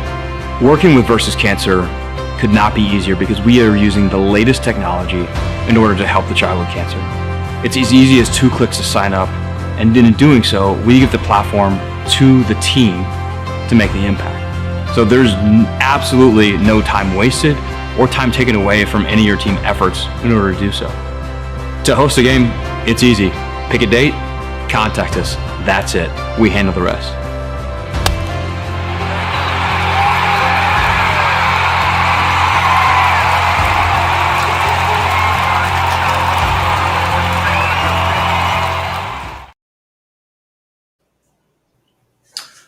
Okay, we are back with the championship series of the 12U HitTrax Buddy Bash tournament. We had 2 offensive-packed semifinal matchups. You can see Team GOAT there in the bottom left corner of your screen. Maybe you'll see them in a minute. Right now, I'm joined by my colleague Mike, and we're pumping funds for the Pediatric Brain Tumor Foundation and Versus Cancer. Mike, 2 different teams here. One that put up, Team GOAT put up some high velocity, hard hitting balls, and the bloopers with kind of more of a smooth approach. What do you think is going to play better here? What are you looking for in this matchup? You know what? I guess the bombers, the ones that hit the home runs, the hardest hits, and don't get carried away with them, often do well, and that's really the GOAT team. So they have the power, they have the clutch hitting, the consistent hitting, they hit the home runs. But so I wouldn't be surprised if GOAT won. But the bloopers really impressed me, and this is a number 1 and a number 2 seed. So these two teams battled. I don't know how many other teams in a qualifying round got to number 1 and number 2. They got to a 6-team kind of a format, a bracket, if you will. Survived that one game standoffs, play or go home type of games. So they're both here for a reason. They're both incredibly good. All 4 of these kids are both incredibly good hitters. 2 different styles, like you said. One's going to get the ball, the GOAT an hour. The bloopers are going to hit line drives. They don't stop hitting line drives, 80 to 88 miles an hour, just line drives in the gaps. You're going to see Chase in the green shirt there in the lower right. He's clutch. You see JR there in the red, sweet lefty swing. You're not going to see 90 miles an hour out of these kids like you are on the left, but you're going to see some really nice hitting, clutch hitting, gap to gap. So both play well. It's going to be a high-scoring game. We already know that. Let's see who's going to be able to really kind of withstand the onslaught of offense here. No more double plays. You can't get those quick outs. You can't ground into those double plays. And the teams that hit those line drives are going to win this game. I like it. So for the bloopers on the right side of your screen, the 2 seed coming in, you've got J.R. Ramsey. He's sitting there in the red shirt and the swaggy pink bat. And his teammate is Chase Hoatling in the green shirt over there. You see J.R. as the nice lefty swing that Mike was talking about. And on the left side of your screen, Team GOAT, the number 1 seed coming in, we've got Cale Cog, the right-handed batter there at the plate right now, and Jackson Turnbull, the lefty at the dish. And Cale starts out hot with a bomb to center field, 76 miles an hour, and we are running. So they both just went back to back. So why not? 3 in a row? Could it be? Nope. Sure, why not? So that's a back-to-back home runs there, and then a triple to lead it for the GOAT. So they jump out to a 2-0 lead. Meanwhile, JR just hit a single, 71 miles an hour. So let's see what's happening here. So 2 quick outs for the bloopers. Two quick outs. And it looks like that might be the 3rd. So that's going to be 3 outs against a dangerous team with no outs on the left side of your screen. Yeah. There you go. That's a home run there from Jackson to bring in 2 runs. It's now 5-0. The bloopers did have a little break here, so we'll see if they need to shake off the rust, if it's going to take them an inning to get rolling again. But they did have about an hour break from their last game. Whereas so that's what I was saying. You couldn't. The bloopers couldn't do that. They can't afford to go 3 and out like that, especially against this GOAT team. So they're gonna have to sit back and just watch this team run after run after run, and hopefully it's not gonna get in their psyche here. This is a little bit of a gamesmanship that you can do in these tournaments. So they're watching the GOAT score 8 runs with no outs, and they're just hitting line drive after line drive. So this is what you can't do, is get 3 quick outs and just sit there and watch the other team. This is a inning for inning game. The other team cannot advance to the next inning until both teams have those 3 outs. Once both teams have 3 outs, they can advance to the next inning.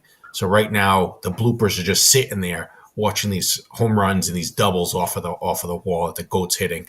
Again, no outs here. That's the first out, I think. 67 miles an hour, 55 degrees.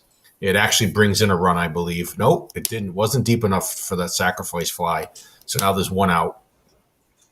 And nice opposite field hit by Cale. 60 miles an hour over the right fielder's head there.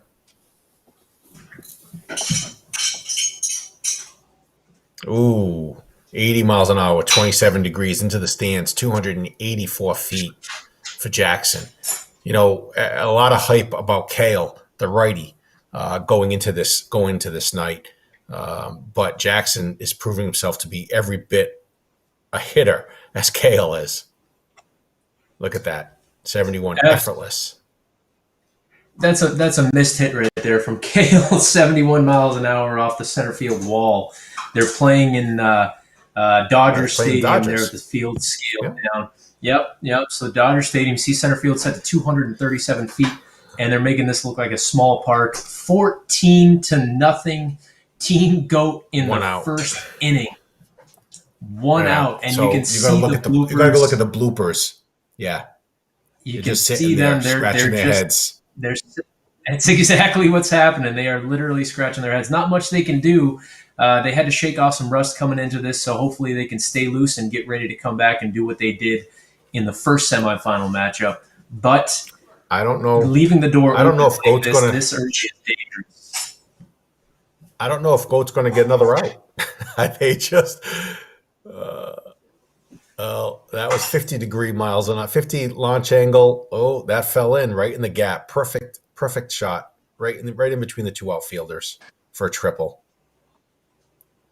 And here comes Kale up there. Kale does not miss very often. That was 85 miles an hour. He looks to be about 5'5", 5'6", maybe 140. The kid's putting it over to close to 90 miles an hour. He's got some bat speed. He's got great mechanics. I wish I could see that slow-mo swing, but his head still. I could see the head being still throughout the swing. Good mechanics, good weight transfer. He's using every bit of that 145 pounds to really muscle that ball up. But look at Jackson.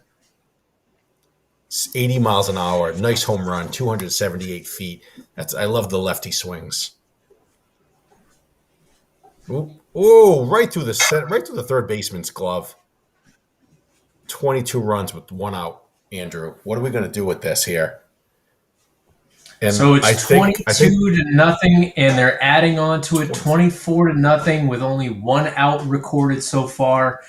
This is incredible. They are just staying consistent there. They've only missed one ball so far. You see a foul ball there. They get 4 pitches per at bat.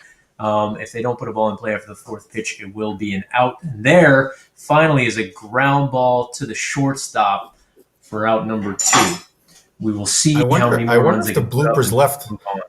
I wonder if the bloopers left the building.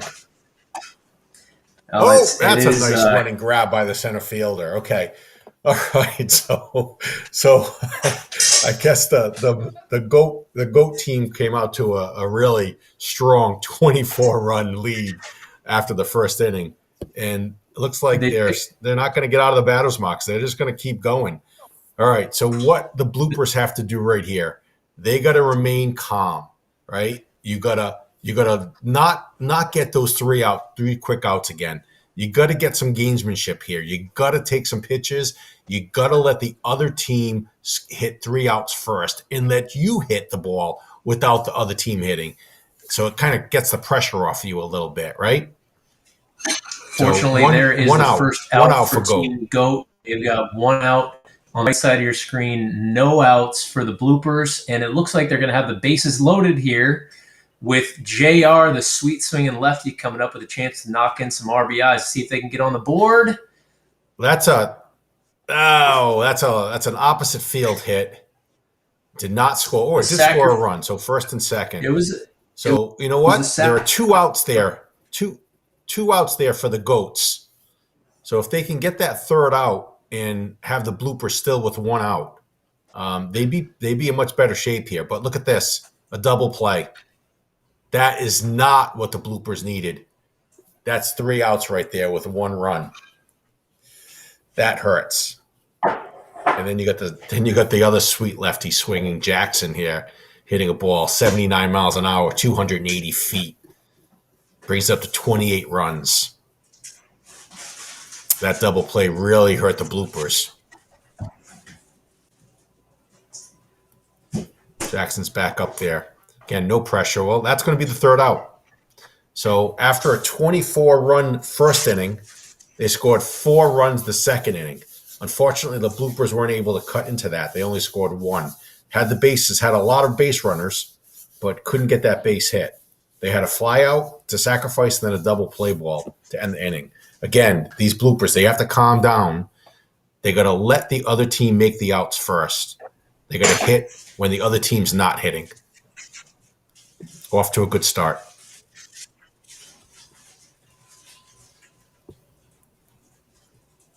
Jackson just pummeling the right field wall. But it looks like the bloopers are. There's a runner on second that's going to come in for Team GOAT. That's going to put them up to 30 runs. The bloopers in the third inning here are off to a good start. They now have 5 runs on the board with nobody out, but they're just being matched hit for hit by Team GOAT on the left side of your screen. Again, Team GOAT coming at you from Ohio and the bloopers out of Colorado.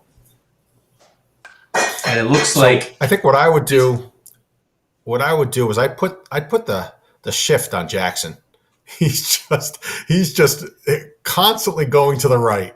Oh, look at that. He's trying to get him at first base. Ooh.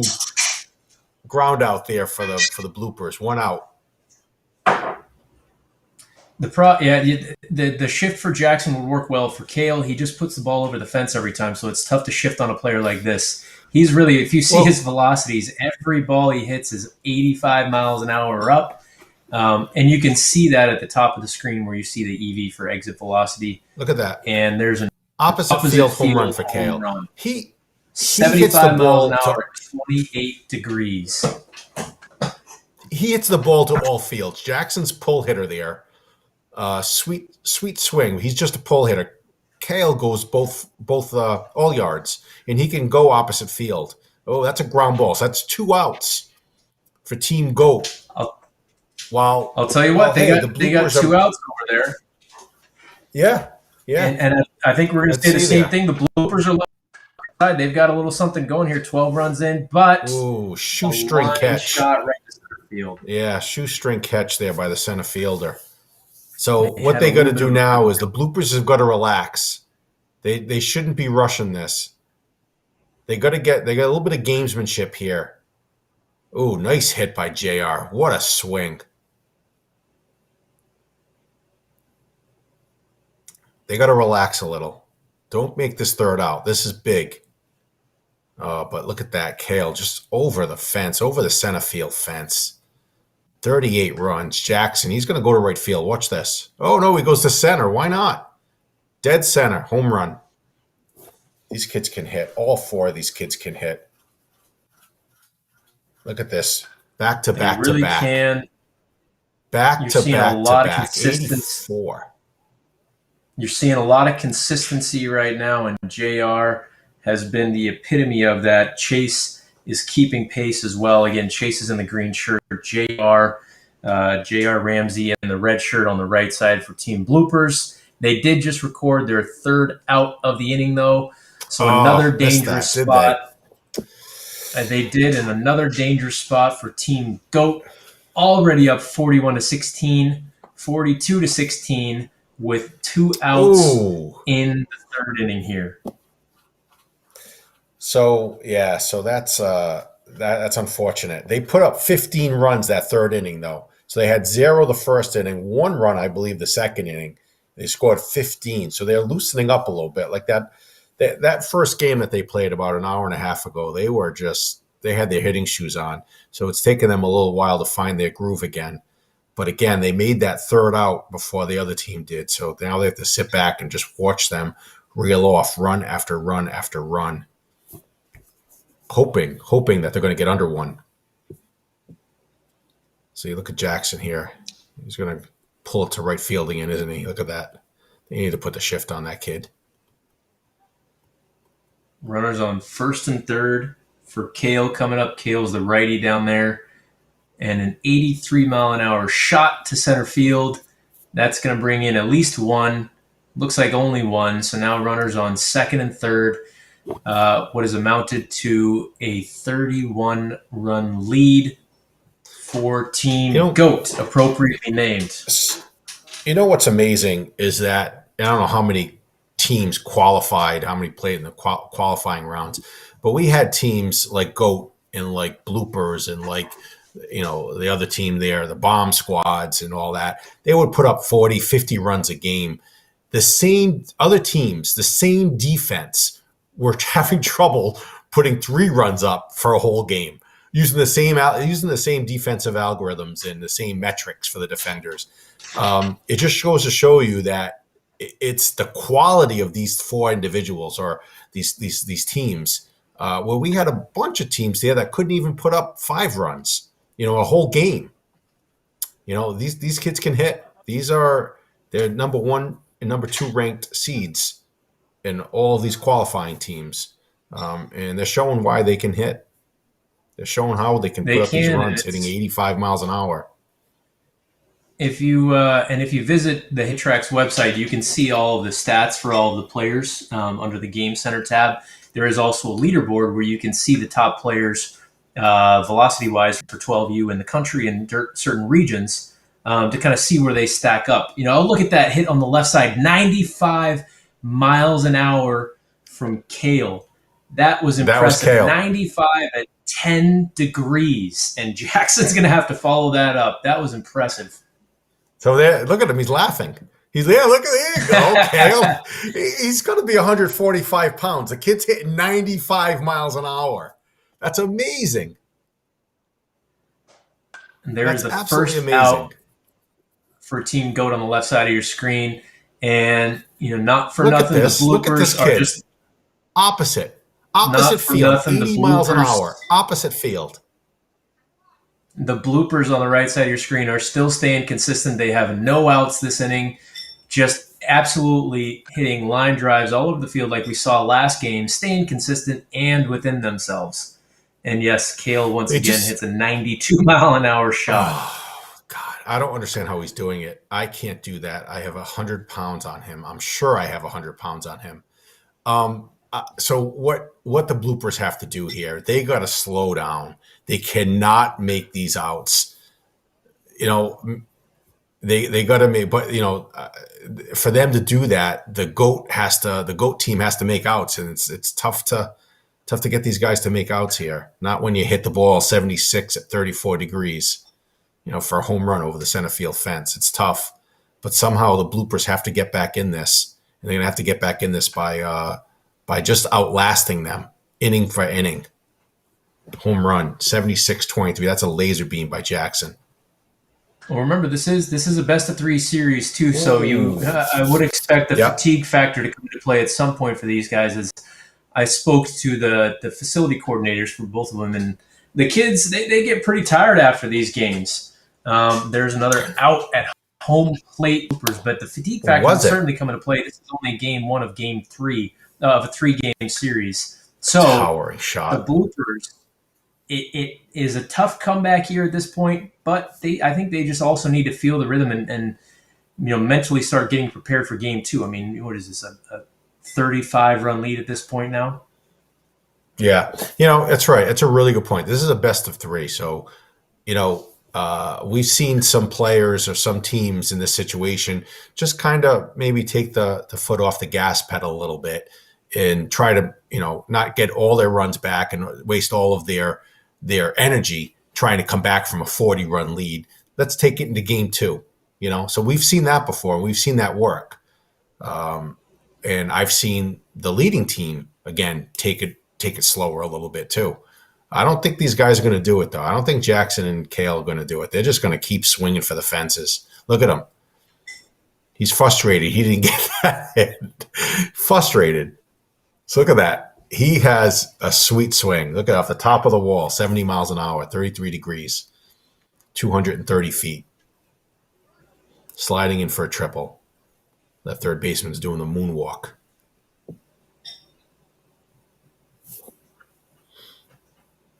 So, yeah, they're taking the time now. That's what it is. They don't have the pressure of the other team hitting. They just come up there. They're not watching over their shoulder, seeing what the other team's doing. No pressure whatsoever.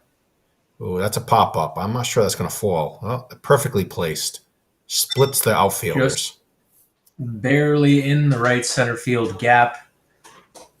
As the bloopers, you can see them just hanging out, watching. There's nothing they can do right now. They're going to have to wait to move on to the 5th inning. for one more out to be recorded from Team GOAT, who has got to be tired. They've put up over 130 runs within the last 2 games within about an hour of each other, but Kale still goes 81 miles an hour to the opposite field.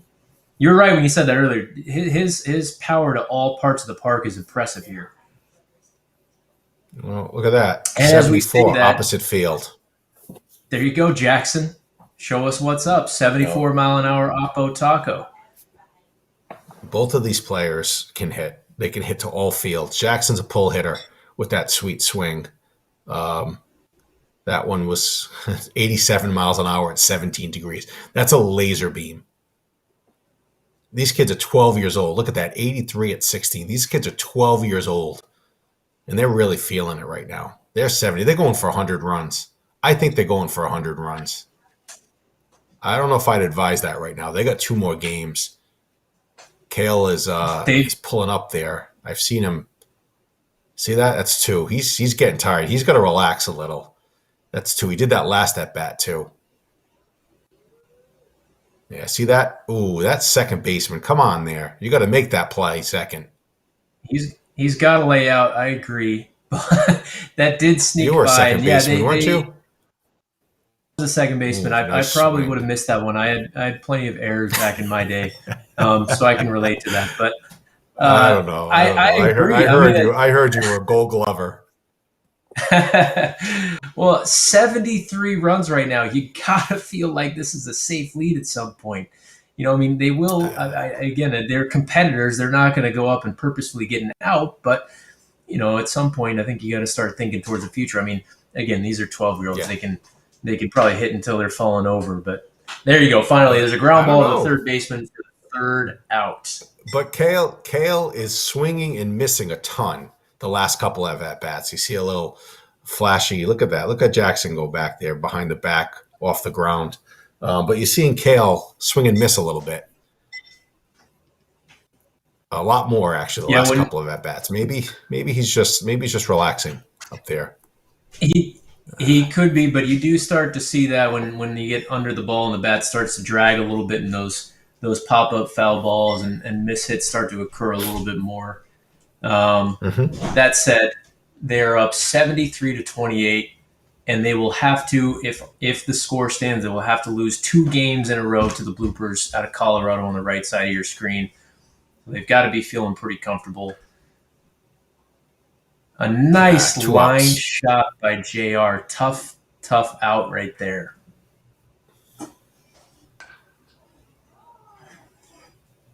And that's going to do it for Bloopers.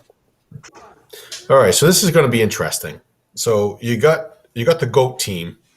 Sure, they're up 35, 36 runs in the 5th inning. So they only have 3 more outs to win, but let's see what they're going to do here. You know, if you were the coach, what would you do? What would you say to them? Let's try to take it easy here, or what? What would you say to them if you were the coach? Boy, I don't know. These kids want to hit the ball hard, but I might just tell them, just loosen up and just take some BP hacks. You don't have to try and put the ball 90 miles an hour out of the park right now. They still can take good swings, but at some point, I'm not going to ask them to hit sack bunts. I wouldn't ask them to do that, but just loosen up a little bit and stay within yourself. That second baseman's not having a very good defensive game here. He's just taking some strange routes to that ball. Yeah, he's kicking dirt now. So they're at 79 runs with no outs in the 5th inning. I think 100 runs might be inevitable depending what they end here with. There's an 82 mile an hour shot over the fence to left field for Kale. He's got to be nearing double digits for homers if he's not there already, with 81 runs plated.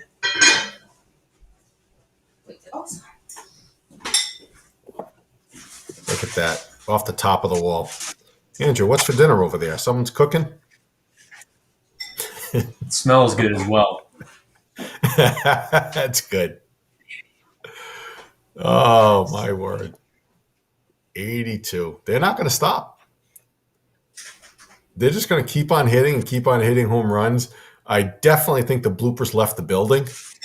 I don't see them anywhere near there. They might be getting the post-game massage. I don't know, getting a little pep talk for game 2. If I remember the setup there at that cage, I do believe the living room is right around the corner, so they could be watching the live stream on the big screen as well. They're in the home. They're in the home. I see. Yes. So it's now 84-21. Team They're Goat going for 100. And they are. Kale and Jackson are relentless. These two guys, they came in as the number 1 seed. They put up in their qualifier, it was 81 runs, I believe. 81 runs with 41 home runs in their top game. A max exit velo of 91 miles an hour, which they've topped already here with Kale hitting 95. Jackson, 77 77 miles an hour, 39 degrees. It's just one of those towering lefty home runs. Oh, that second baseman, man, you got to lay out. Come on. He's just, when the ball finds you, having that one of those bad days and the ball just finds you out there, that's the second baseman right now. They're going for 100 runs. I think it's their mission.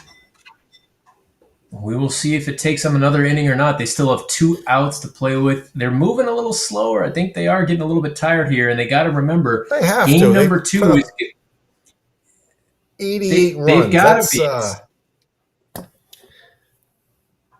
Between the two of them, that's a number of swings. We'll see the stats right after the game ends. But anyways, at this point, they've got this one secured, and game number 2 is going to take place about 20 minutes right after this. We don't want to go too late because they are over in Ohio at Team Goat on the East Coast. So they've got 1 out on the left side of the screen, 88-29. It looks like they're maybe having some pitching machine troubles or something.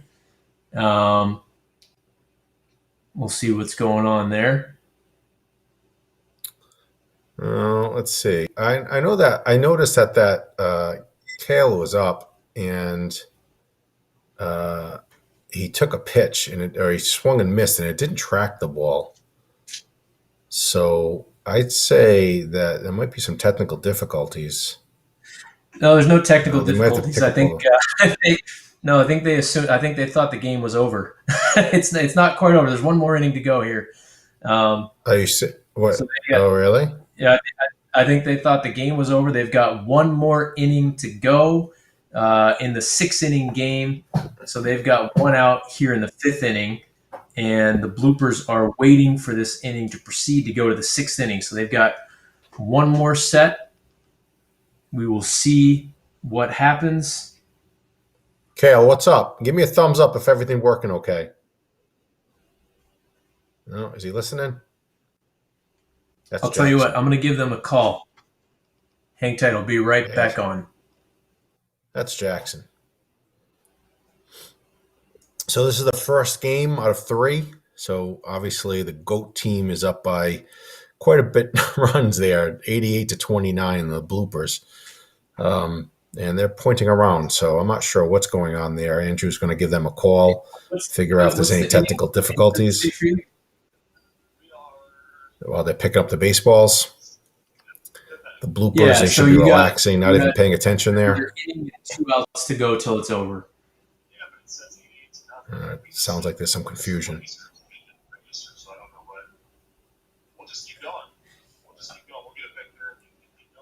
Yeah, it missed a couple of hits, is what you're saying? Yeah.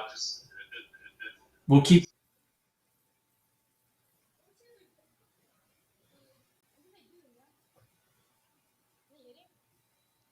Let's see. So there was some technical issues. Not sure what that's all about. Let's see. Maybe the net's in front of the sensor, or it seemed like to be about 100 baseballs out in front. So maybe that was the problem. Seen that happen a few times. They are doing a significant pick over there, yes, and then they will resume and get the 5th inning going here. So we've seen that in the past when there's literally 100 baseballs out in front. The algorithms get a little choked up with all the baseballs there. They're trying to figure out which baseballs are moving and which not, frame by frame. So maybe that's what it was.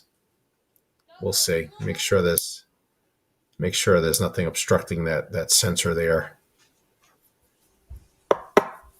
So we've got game number 2 coming up right after this ends. This is a best of 3 series, so if GOAT takes that next one, they will get the victory. Both of these teams are getting some Hit Track swag already, and the winning team will get some gift cards for the championship. This is the Hit Track. Where are we getting those gift cards? Is that Dick's Sporting Good gift cards? They are Dick's Sporting Good gift cards, and I believe, if I'm not mistaken, they're good for $100 for each of these kids. Nice. So they will certainly be able to get something nice for the season coming up here soon. Okay, that's good. It looks like you can get a bat for $100. I'm not sure. So it's not. So that's something's question. Up there.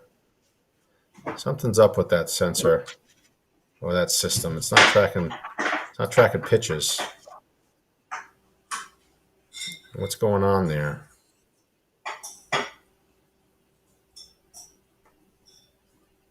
The flags are moving.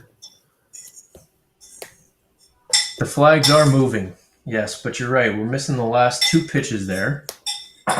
Yeah, and this isn't. Meanwhile, the bloopers are going home. I think they shut their computer, their camera down. There you go, bloopers. You're back on. So what's going on there? They have a Gen 2 system. Those are rock solid. Those are workhorses. See by the bigger frame. Let's see here. I should call them.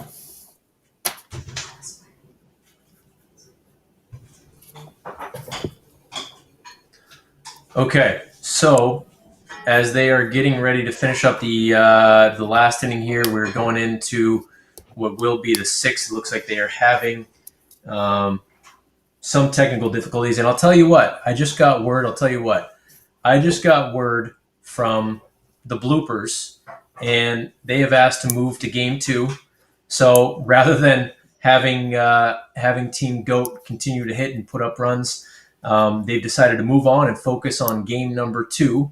So it looks like they might be giving it a shot over there, but we will get that figured out and start game number 2 in about 20 to 25 minutes from now.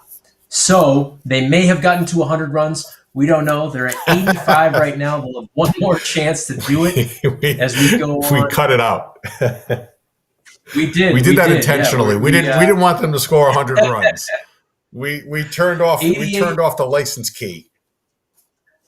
88 is enough for the victory here.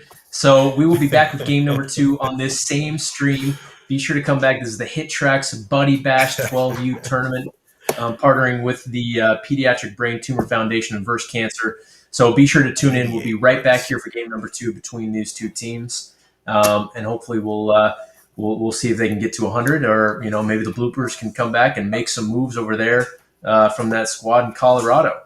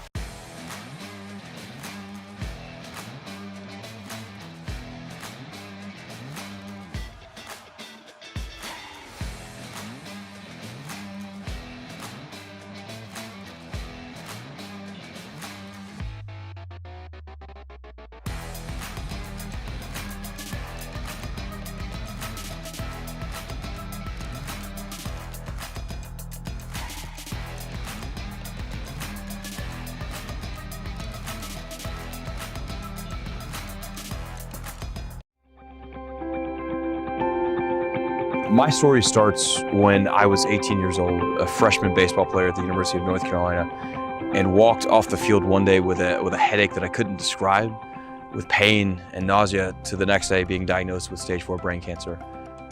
When I was going through my own treatment, there were really two aspects that saved me. One was the research component. It was critical that I had the absolute best scientific backed research, but the other part of it, probably the most important, was the day-to-day care that I received. So those two things combined are what I love about Versus Cancer. We fund every aspect of how a child literally beats cancer. This has certainly become a tradition for us in Texas A&M baseball, being partnered with Versus Cancer to raise money for the MD Anderson Pediatric Unit. And to date we've raised over $76,000 the last 4 years, and couldn't be more proud of our guys. It's always nice to help somebody out, but when it's for a cause like this and someone as passionate as Chase is about something like this, it's just fun to be able to help out, whether it's just for a friend or for a charity like this. It meant a lot to all of us, and I know it meant a lot to Chase. We spend a lot of time at the UNC Children's Hospital knowing where the funds are going to that hospital. And for us to go up there and spend time in the pediatric playroom and to see the smiles on their faces while we come in with our uniforms on, or coaches' hats on, or whistles, and encourage them to keep battling so they can come down and watch us play in the spring is the most rewarding part about backing Versus Cancer. It does make an incredible impact on kids and their battles, and for us to kind of spearhead that push for all lacrosse programs to join us. I know many have, but there's many more that could, and if they want to know more about it, please call me, because Versus Cancer is an incredible opportunity to give back. Versus Cancer empowers any sports team, any athlete, any community to help kids with cancer. As a signature fundraising campaign of the Pediatric Brain Tumor Foundation, proceeds will be split between child life programs at a local hospital and research to cure pediatric brain tumors, the deadliest childhood cancer. Cancer will not forfeit. Cancer doesn't play by the rules. Cancer must be beaten. Your support will help make a difference in the lives of kids with cancer.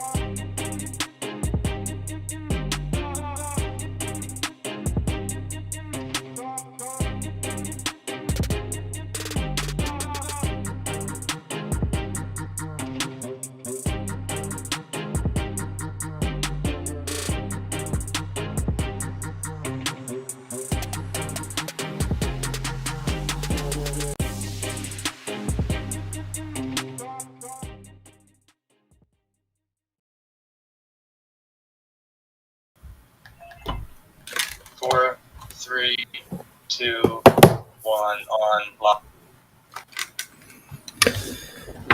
Alrighty, we are back for game number 2 of the Hit Tracks Buddy Bash Championship. Game 1 was taken by Team GOAT out of Ohio on the left side of your screen, showing off his juggling skills there. That looks like that's probably Jackson. They put up 88 runs in game number 1, and the Bloopers are looking to make a comeback here in game number 2 out in Colorado, led by Chase Hotling and the sweet swinging lefty J.R. Ramsey. So it's going to be tough to compete with what we just saw from Team GOAT, but what do the Bloopers have to do here to get themselves back into this series? Oh, they have to be patient, and they cannot make the quick outs. The GOAT team is just impressive. They're relentless, I think is the word. I think they would have scored 100 runs if that USB cable didn't come out of the back of the computer that last game. But I think a little bit of luck involved. Maybe the GOAT team's a little tired after that display.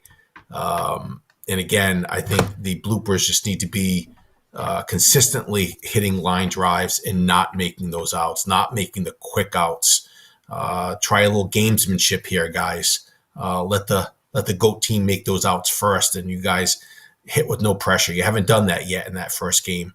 So I think that's going to be key to this game is relax a little bit. Don't make those quick outs, and let's see if the GOAT team can hit into some line drive outs, and you guys can hit with no pressure on you. That's what it's going to take. I think you're absolutely right, and the action is about to kick off. First pitch coming here any minute.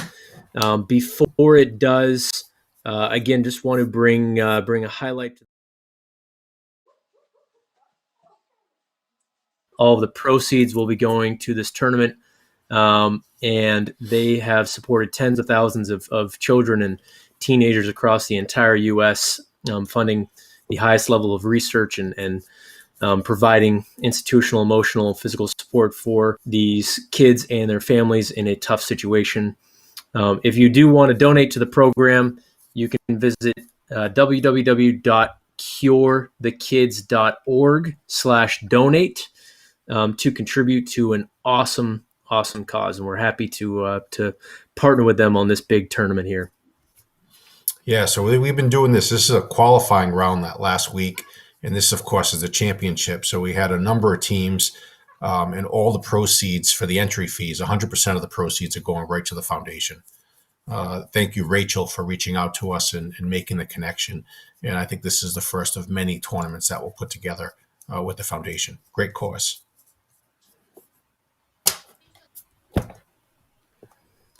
So are we ready to roll? All righty. So I think we are ready to roll. First pitch should be coming. It looks like they're getting the machine fired up on the left side of your screen.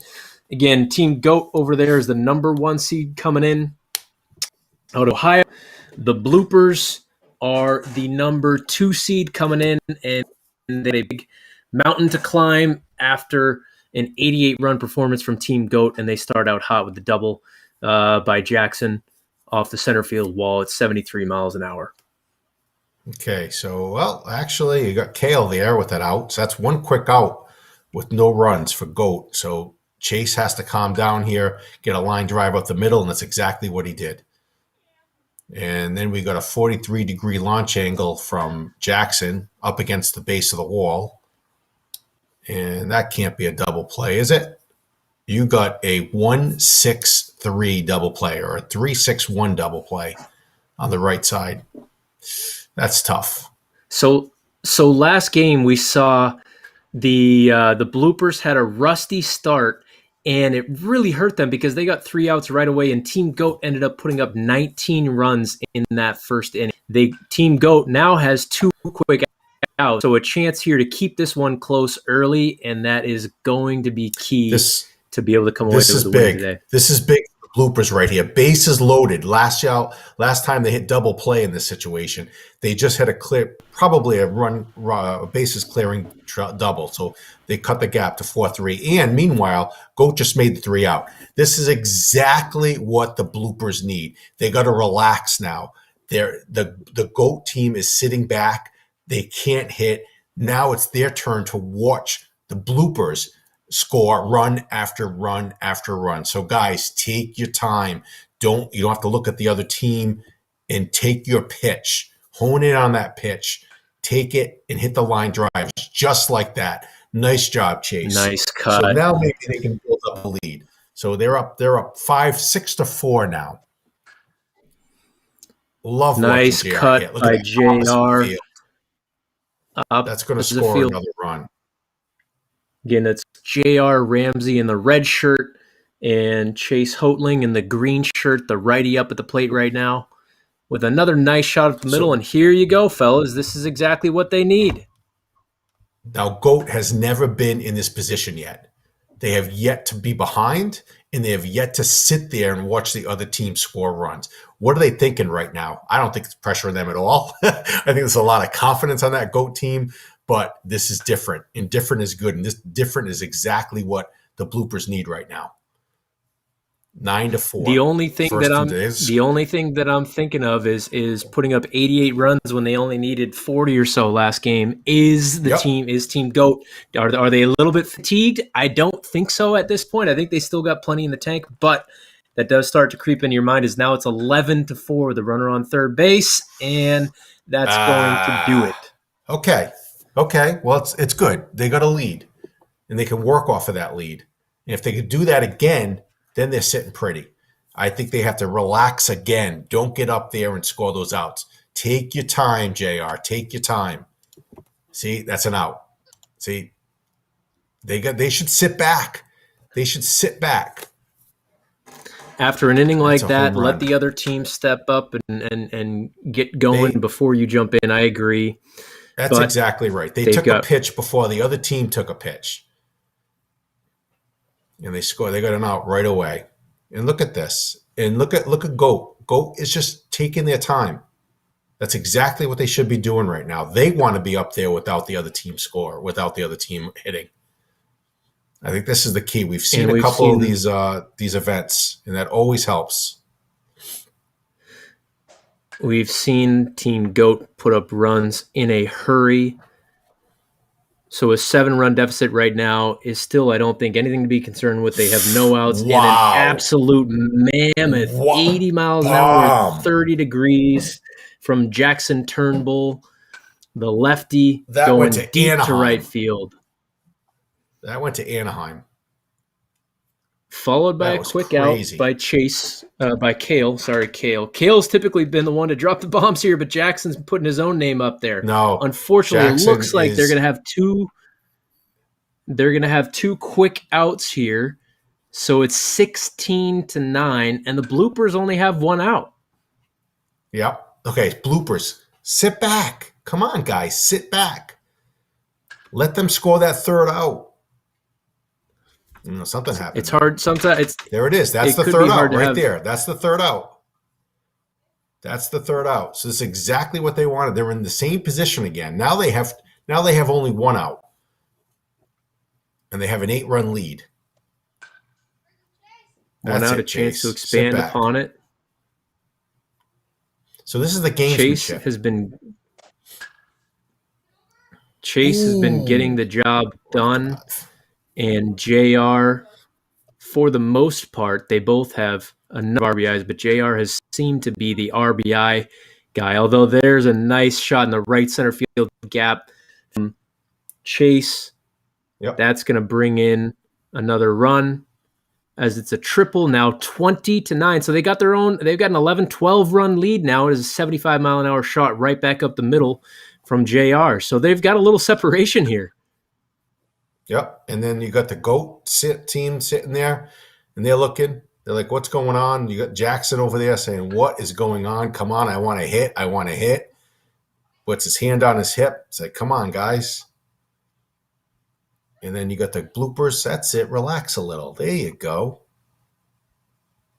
There you go. 77 miles an Oh, hour. they That's got the that's 3 a outs. nice shot. I didn't see that 3 outs. They did. Okay. I missed that as well. See, It must have been a throw out at the base. and again, Chase, you got to sit back. You already made an out, and the other team didn't even take a pitch yet. They didn't even make a pitch. 91 mile an hour shot from the left side from Kale, and followed up by an 82 mile an hour shot up the middle from Jackson. These two players have a lot of pop, a lot of power, and you're starting to see that come through here. They're just going to have to piece together some more hits like they did last game and in the qualifier. There's 2 quick outs look at that for the bloopers. Field. Look at that opposite field. Right over the right fielder's head. Yeah, these guys gotta relax. The bloopers gotta relax. That's 37. That's a home run. That's a nice shot by Jackson. He can hit. All 4 of these players can hit.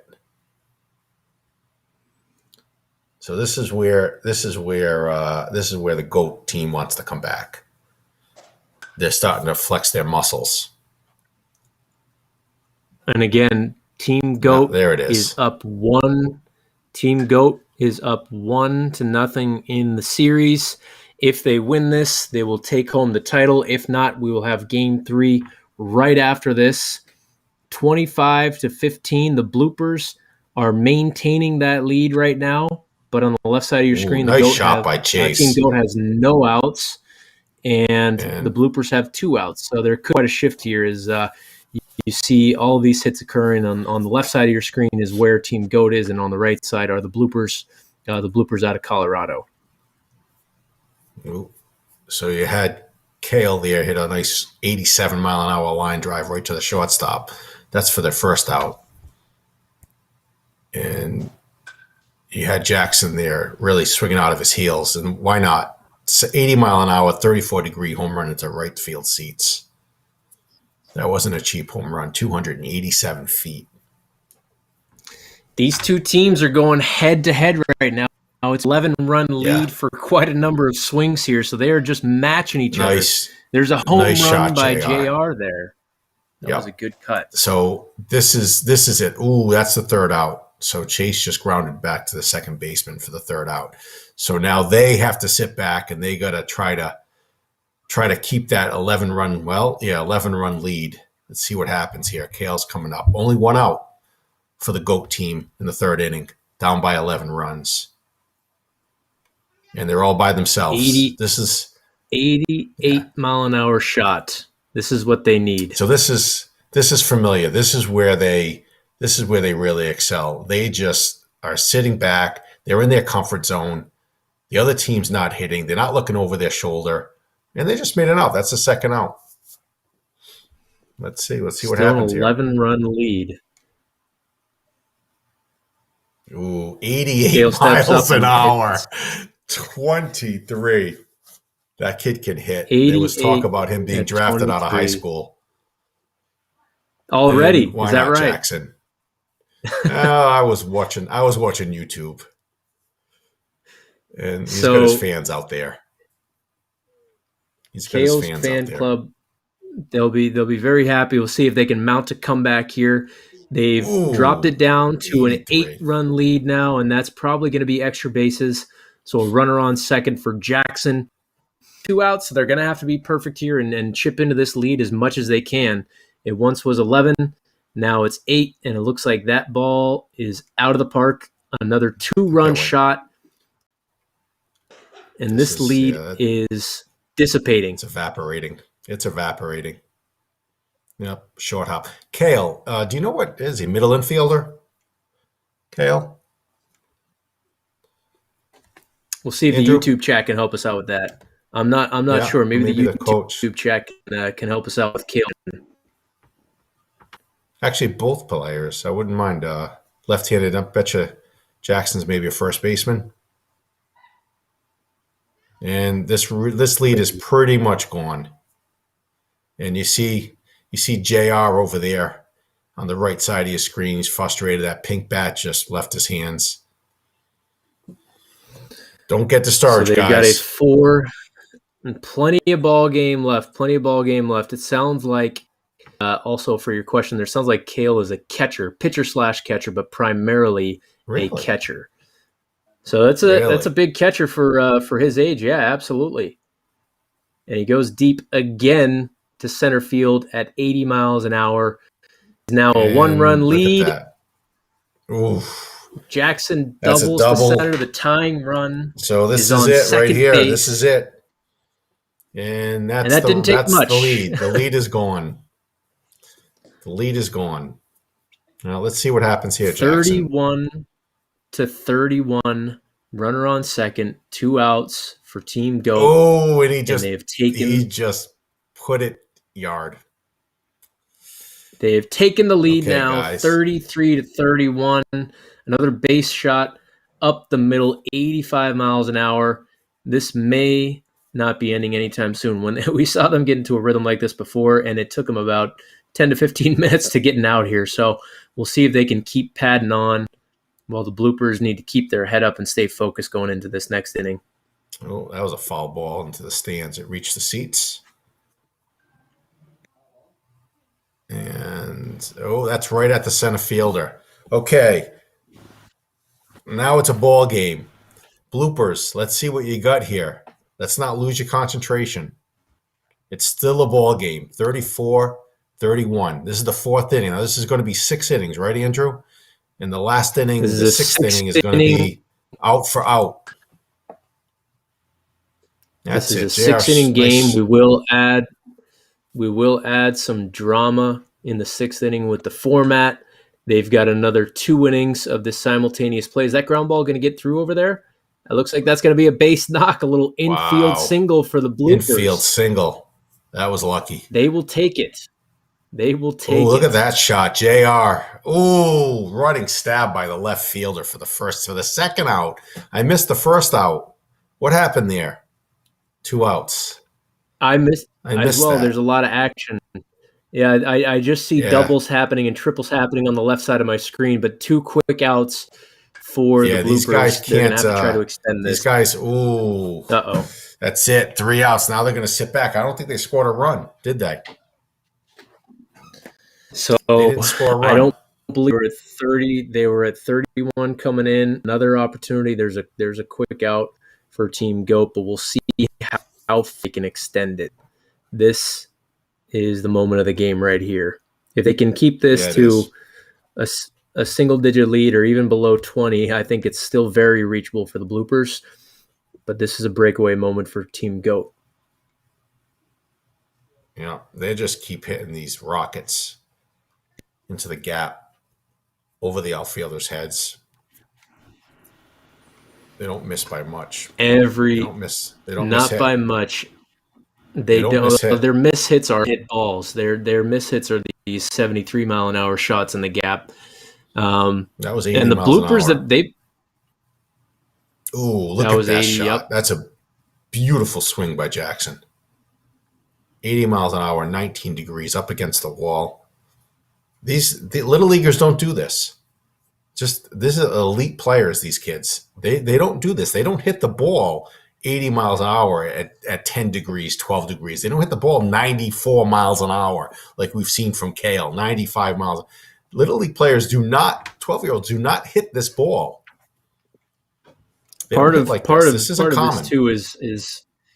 this too is at this age there's so much development that occurs and strength starts to come in. So players of all different ages, or I guess of all different spectrums on 12, could have different sizes. And you see Kale is a bigger kid, and Jackson is definitely not small by any means, but he's got an efficient swing. He's using everything that he has. He lets loose and spins a little bit and still puts up the 80 plus velocities.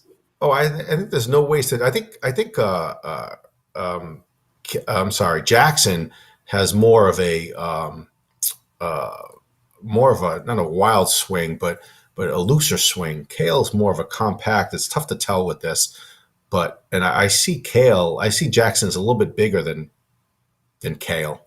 I don't know. Maybe you two can help us out there too. I might have mixed them up too. I was talking about Jackson He is. Yeah. He uses everything he had. Jackson uses everything he has in it. You can see it. And as we've been talking here, Look the at lead that. is now 20 runs. It's Opposite 51 to field. 31.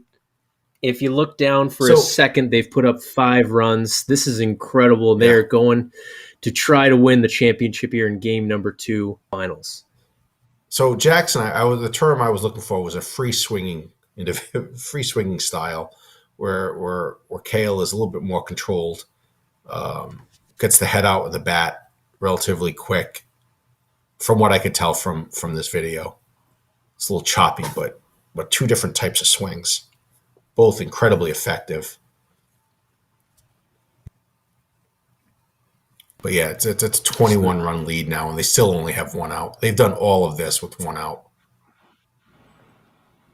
77 miles an hour up the middle for a double.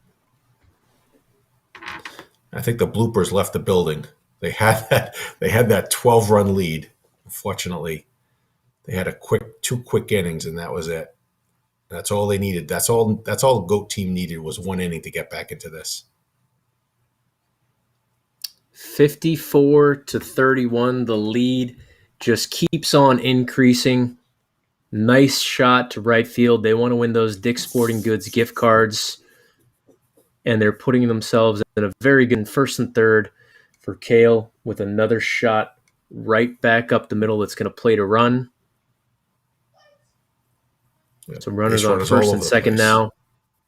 They're all over the place. Shot to center field. That just cleared them up. That just cleared the runners. If you saw last game, I think we had Jackson hit 189, 90 miles an hour, and Kale ended up topping out at 95 miles an hour, which is very interesting to watch the Bloopers, who in the qualifier to get into this put up 77 runs to be the number 2 seed. So they can find that rhythm and move. They don't have quite the peak exit velocities, but they do have a lot of consistency in delivering the barrel and keeping that line drive trajectory. Well, we mentioned it. I mentioned it, I think, a little bit earlier, or maybe it was the first game. The Bloopers have 31 runs in 4 innings. That's impressive. The same skill level, the same algorithms with other teams are struggling to get 5 runs a game.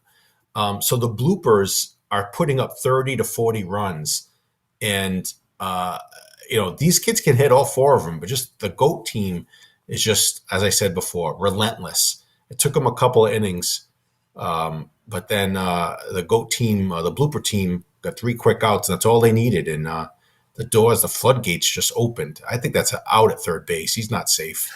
Right. Come on, umpire. That's very close. Come on, umpire. Replay. Yeah, let's go. I will tell you, there's a double over the center fielder again.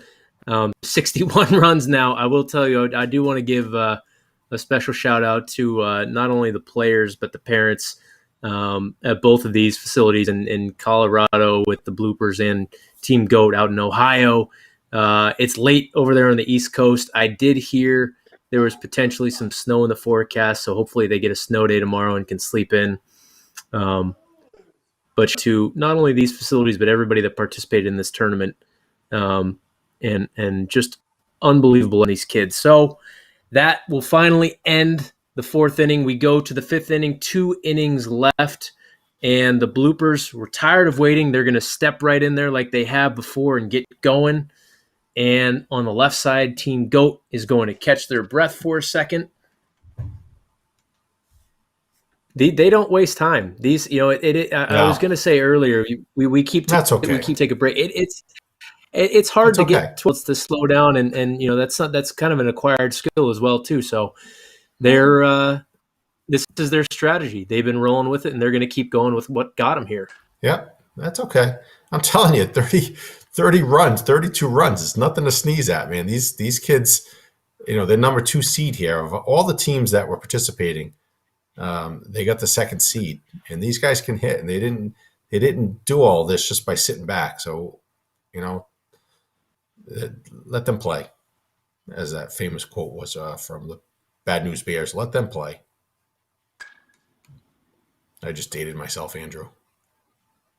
No, well, you did that last game with the Yogi Berra quote. But that's I think the bad news bears What one did I fits s- as well too. Just I What did I say, Yogi Berra? it's getting late early. I think was the last Yeah, quote. but that was said in the 50s. That's way before my time. I'm not dating myself. I'm just knowledgeable. That's all. That's just an appreciation for some a good American icon. I will say you have one of the most baseball savvy minds with random facts that I've ever met. So I don't useless facts. Oh, absolutely, and it's not a knock. I think it's an awesome trait. All right, so here you go on the right side. The bloopers. The bloopers had a nice little bases loaded knock there. 1 out for each team. Chase putting the ball in the gap in the green shirt on the right side. And it looks like, I think it was Jackson that followed up with a homer for Team GOAT. So they're moving. We got some offense happening here. Mm-hmm. It's a nice opposite field hit. Short hop the left field wall. Cale, that's the biggest swing I've seen out of Cale. Oh, look at that. Oh, he blooped in. Wow, 45 miles an hour, and it went in. That's half of his exit ball velocity. Sure, Jackson, why don't you follow it up with a home run into the right field seats? Oh, that's called a bloop and a blast, right? A bloop and a blast. Meanwhile, a triple for JR. Chase coming up with a runner on third. He's going to bring him in with the single up the middle.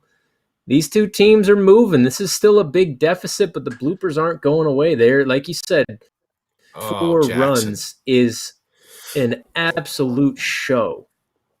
So Jackson, I'm looking at Jackson's swing. So you got the exit velocity of Cale, right? And he's hitting the ball 90 plus. Jackson's not quite there, but you know why he's not there?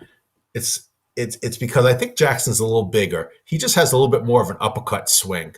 So if he leveled it off a little bit, and I'm not telling him to do that, but I think he would get right there with Cale there with the 90s exit velo if he leveled his swing off a little bit and hit more line drives. His exit velocity is at 30 degrees. Look at this. I'll bet you his next exit velo is 27 or above. That's the over under there. 27 or above the next exit velo. 25. Very close. Oh, very, very close. Damn. Very close. And it looks like that's the second out on a sac fly for the bloopers. They've got 49 runs so far. They're going to try to keep that going. 2 outs for both teams. This is where if you get a quit for Team GOAT, then the bloopers kind of have a chance to chip away, but that seems to be asking a lot right now. It's not over. It's just what has to happen here is that GOAT has to have an out, and then the bloopers got to score another 10 runs with 1 out. That's what's going to happen. And it absolutely can happen, but you got to get GOAT to hit an out. And that's been tough. Well, there it is. There you go. Now, guys, that's it. Now, but no, that's not good. Oh, they didn't capitalize on it. Oh, they had it. They had the bases loaded fly out for the bloopers. Oh. A huge opportunity there. And we will move on to the 6th inning. Oof. And it looks like they're both just going to go at it. Take a breath. He needed to take a breath right there. Oh, that's a double play. Oh, and there's a ground ball. That's a double play. That's a double play. Team GOAT is 1 out away from winning, 1 out away from $100 Dick's Sporting Goods gift cards, and both teams will receive some Hit Track swag here. And looks like Jackson's just going to keep hitting doubles. Maybe need to pick on the right side from the bloopers, but look at that shot! Awesome. Look at that shot! Look at that shot! Come on, right field, to get that ball. 68 miles an hour, opposite field, up against. That was a line drive, up against the right field. That green 24. That means that when the launch angle turns green, that means it's a line drive. And why not, Jackson? Go for another. Oh, it was a fly out. Okay, so 2 outs. And I think Cale's going to want to hit. He's not going to wait for them to score that 3rd out. There's no way he's going to hit. He wants to swing some more. So a little disappointing. Goat only scored 75 runs this game. Down from 8 the game before, when the plug got pulled on the hit tracks. See, I told you. He just went opposite field again. Kale didn't want to wait. He's a hitter. Chase with a nice single. JR. Why not get a few more doubles and triples on the board? Sure. It's no holds barred here at Dodger Stadium. Every man for himself. That away, Chase. These are great. These are great kids. These are great hitters. Nice shot. I love JR's swing. I love his approach. Love it. These kids are only 12 years old, right? So you think about these kids in high school, what they're going to be doing. They're hitting the ball 90 miles an hour already. Look at Jackson. Jackson hitting it out. I'm not sure what happened there. So that's the game. I see some angry faces. Something happened I there. like this. I like this angle. I really like this top-down angle, but it's not programmed into the software, so I'm not sure what happened there. So that's am pretty not cool. sure either, but that is the third out for the bloopers, and with that, Team GOAT at 11:11 p.m. Eastern has taken the championship in 2 games, 2 games to none. Congratulations to Team GOAT. Hats off to J.R. Ramsey and to Chase Hoetling. Unbelievable tournament by them. But today, Kale Hoagie and Jackson Turnbull were swinging it well, and I don't think anybody was going to stop them. No, they were, I use the word relentless, and they are relentless. They had 2 innings. We've watched them. How many innings have we watched them over the last day or two, this whole weekend? And I think those are the only 2 innings that we've seen them play or sit back and watch the other team hit. They were constantly hitting. The number of games, the number of at-bats, the number of home runs, the number of 90-mile-an-hour plus hits. Both of them were relentless. 2 different hitters, but both equally effective. Great. And again, you said it, Chase and JR, hats off to you guys. I hope we're giving them merchandise as well. If not, we're going to do it for you guys. They will be getting a hat and a shirt. Good. They will. And, everybody that made this bracket will be getting swag from Hit Tracks, and the grand prize going to the 2 guys on the left side of Team GOAT. Great. So Great. Well done. Well done. With that said, that is the 12U Hit Tracks Buddy Bash. Again, partnering with the Pediatric Brain Tumor Foundation. Please visit their website if you want to donate, curethekids.org/donate. And the online gaming will not end. Starting today is the 13U qualifier. So if you have some 13-year-old players that want to compete, you just need to find a Hit Tracks facility near you, and please feel free and reach out to us for help on that.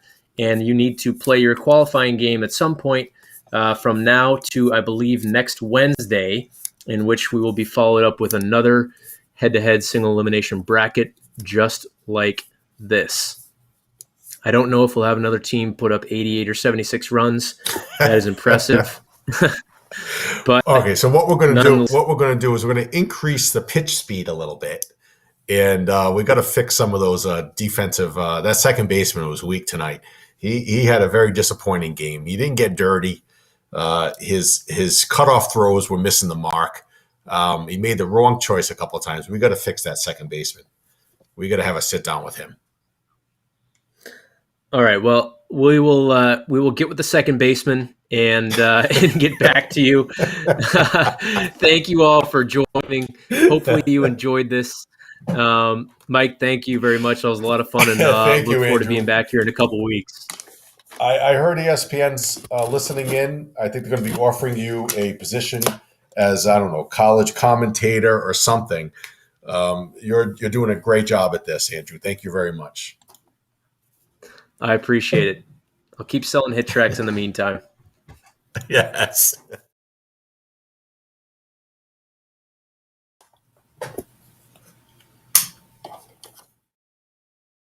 Dum, dum.